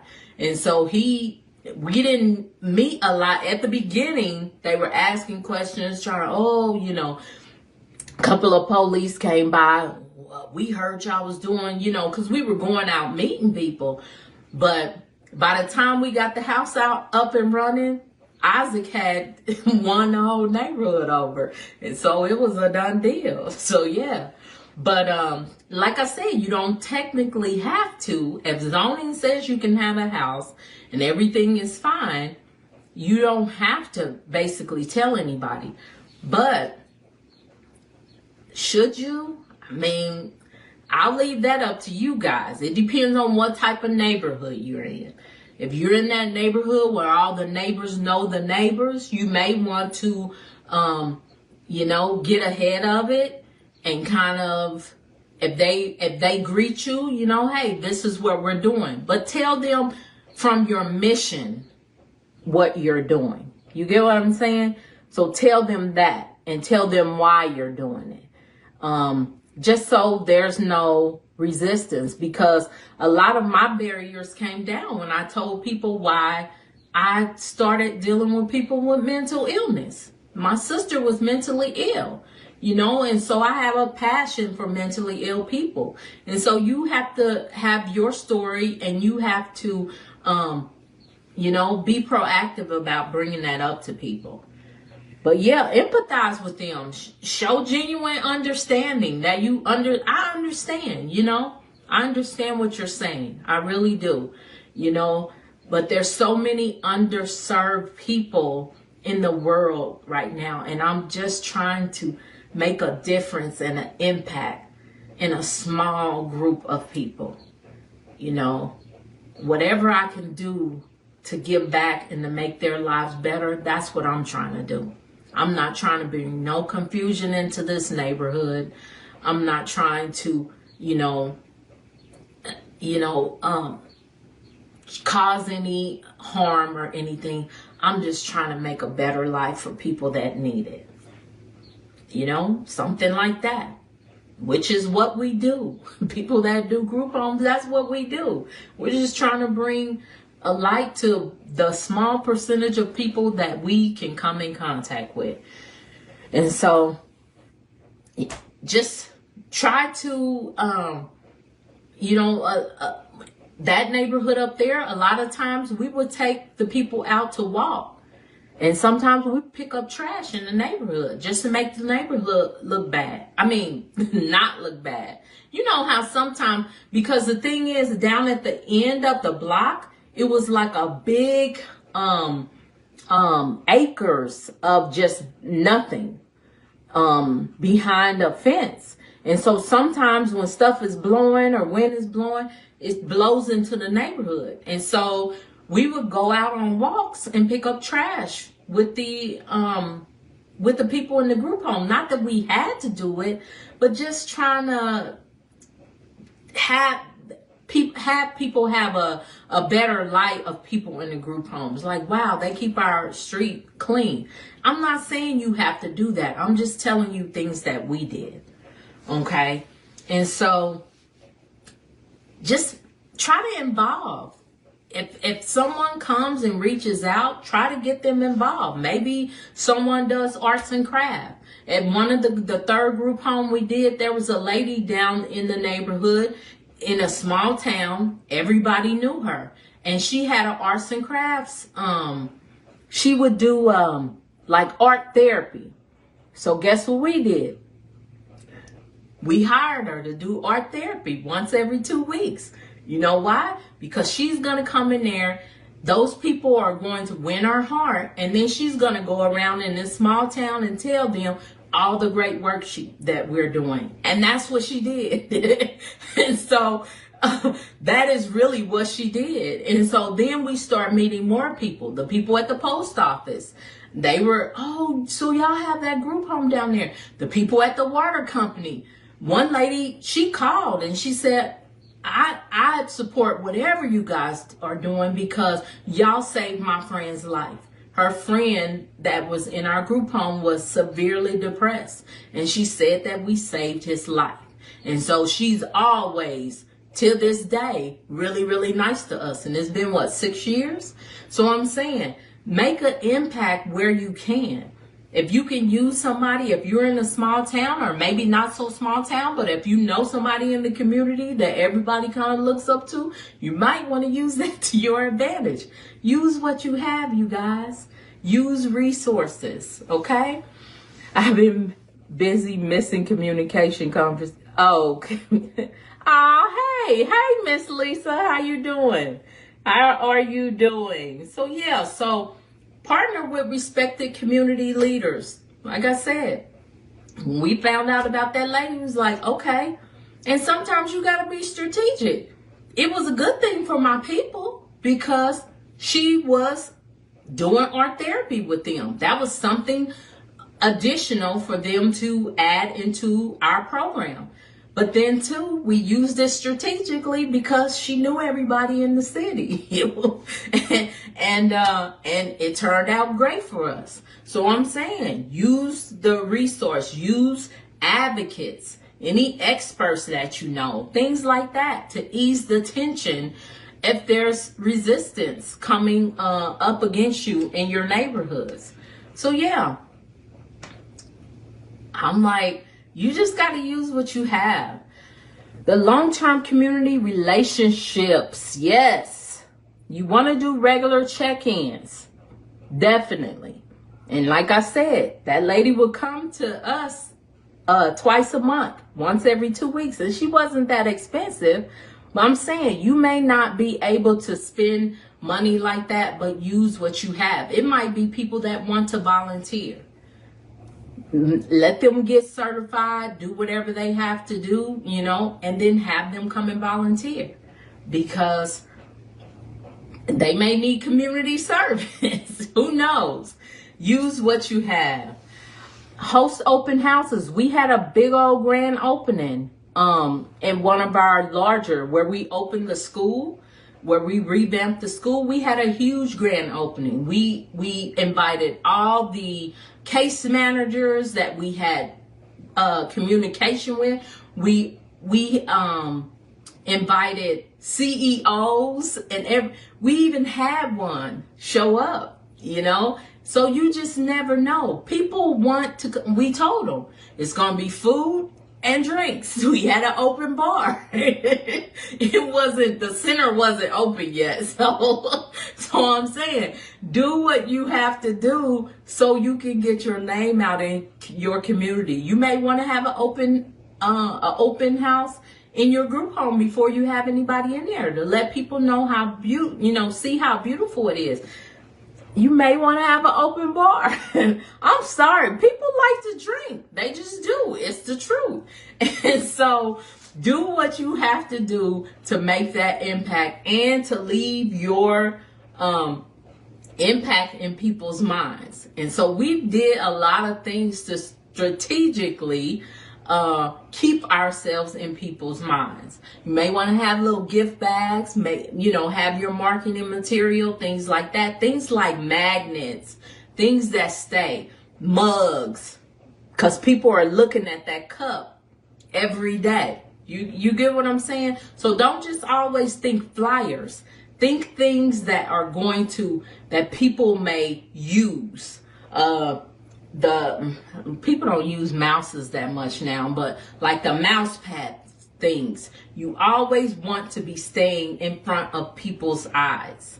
Okay, so don't just think flyers and pamphlets. Think things that people are going to use. A pen, and put your name on it and contact information, because you just never know. They may be like, I'm trying to think about, and they might look at, I'm I'm gonna call this person. You know, you just never know.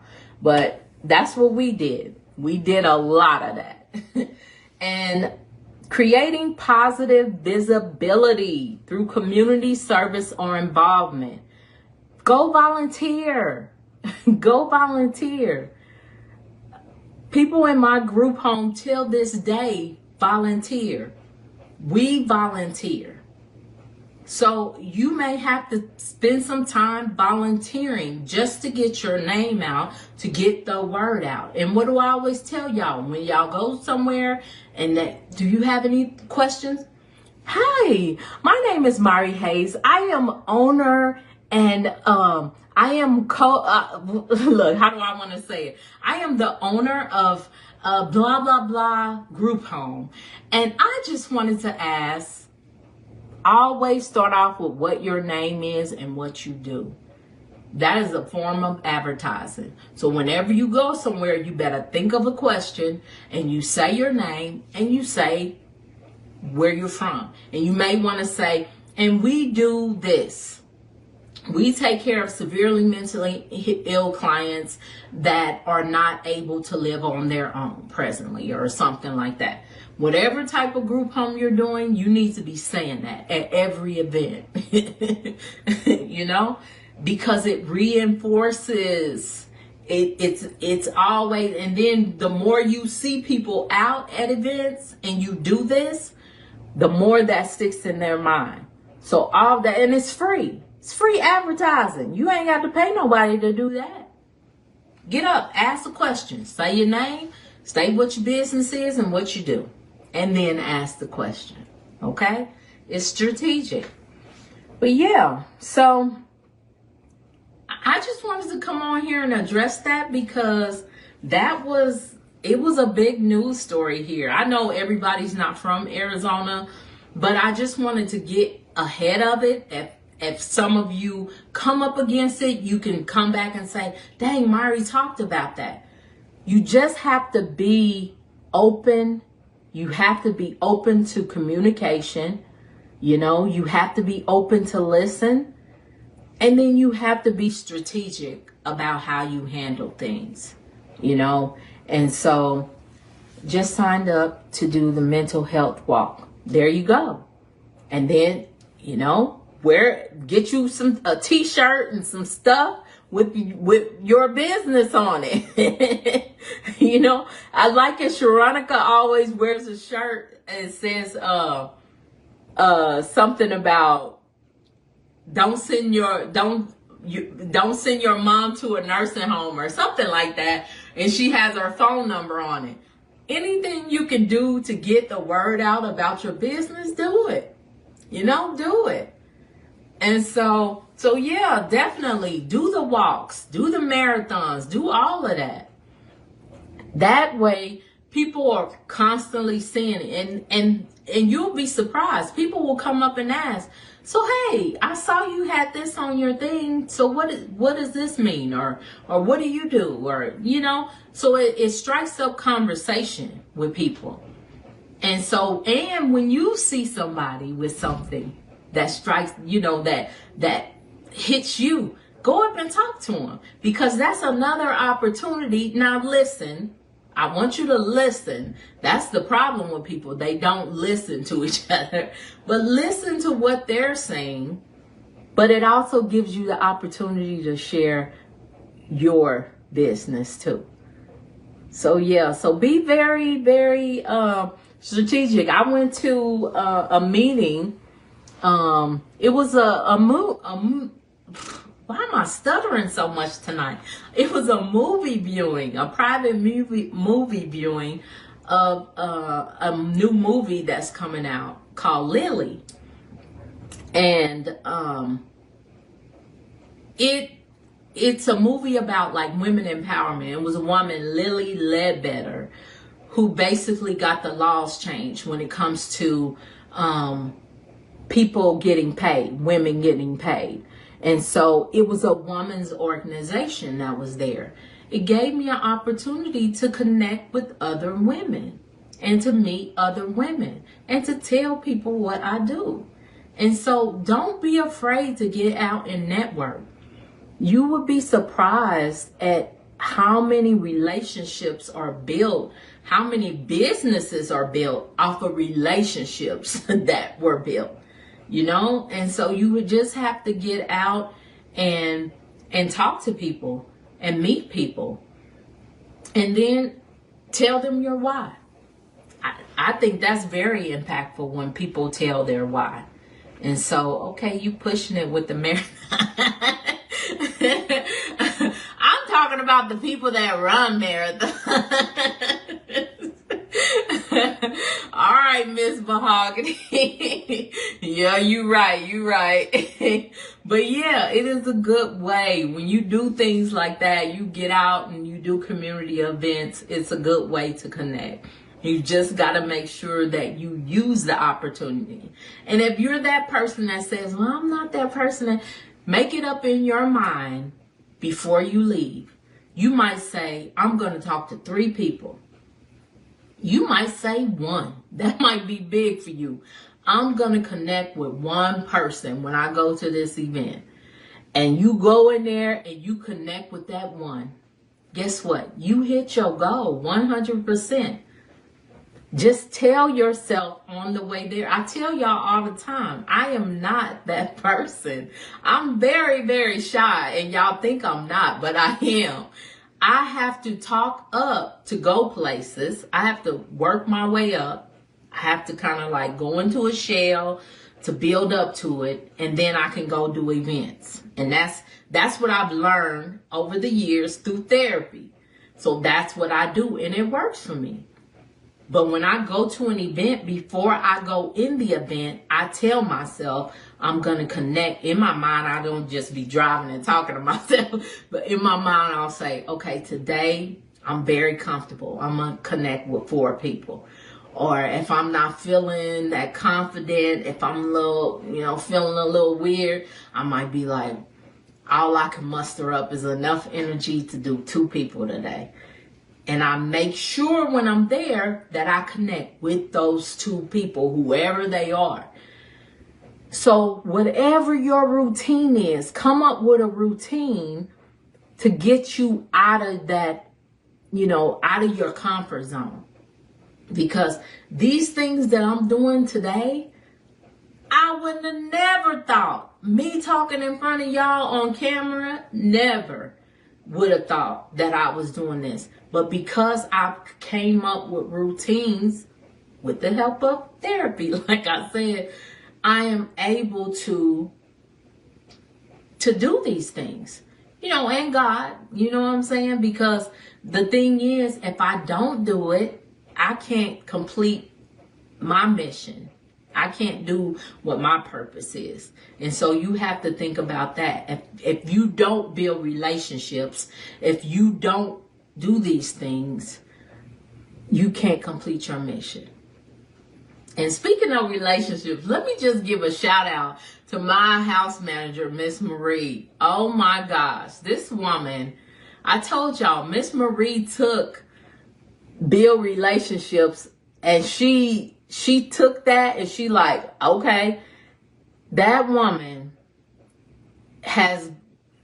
she's done built so many relationships. Last week, let me see. She brought down, her sister brought down 20 pounds of onions. I think 40 pounds of chicken and turkey. Let me see, what else? Like 20 pounds of sweet potatoes and onion, sweet potatoes, chicken, turkey, and something else. I can't remember. And that was last week. Today she calls me. Hey, boss. No, she texts me. Sorry, hey, boss. They done dropped some more food off. So now her sister brought, I think it's 20, 25, maybe 30 pounds of zucchini. I got 20 pounds of eggplant downstairs, probably 40 pounds of chicken, and you know those big old peppers that the Hispanic people be cooking on the grill? Probably 10 pounds of those. And something else. So I'm saying, relationships. So now, because she brings it to me, her sister, she like, I ain't going around to all these houses. So now I break it down and then disperse it. So I'm saying, relationships. Miss Myrrie don't really have to buy groceries in her house because people give her all kinds of stuff. It's crazy. Relationships, y'all. She saves me thousands of dollars a year off relationships. And so you cannot be afraid to build relationships, especially in this business. Relationships will save you a lot of time, a lot of money. Yes. But that's pretty much it, you guys. I didn't see any questions in the chat or anything like that. I hope you guys don't experience any resistance, but I hope this, video, if you have to refer back to it, I hope it does offer you guys some ideas on how to combat it if you come up against it, or how to push it down if you come up against it. But like I said, I'm feeling good. I'm about to go eat my dinner. Thank you guys so much for joining me. If you are planning on booking the VIP seat, go ahead and do it, because like I said, it's the last one. And if nothing else, you guys, if no other questions, y'all know what I always say. Type it in the comments. What do I always say at the end of my video? Type it in the comments. Let's see. I am thinking about doing the 30-day program, the 30-day accelerator next month. Krista thought it would be a good idea, so I'm thinking about doing that next month. And so I will start, May. I was about to say, May, thinking about doing it. So if you haven't attended the 30-day accelerator, make sure you be looking out for that. It's a good program and workbook to get you in the mindset to know that group homes ain't no game. And so a lot of people have went through it and they're just like, whoa. And I always offer a nice little surprise at the end. So don't nobody know, Mahogany, you put pink hearts. You don't know what I say at the end of my video. I'm still, thank you. Nah. I'm going to read it. Be a blessing to someone else. So all of y'all do that, and y'all have a great night, and I'll see you guys next time. Bye.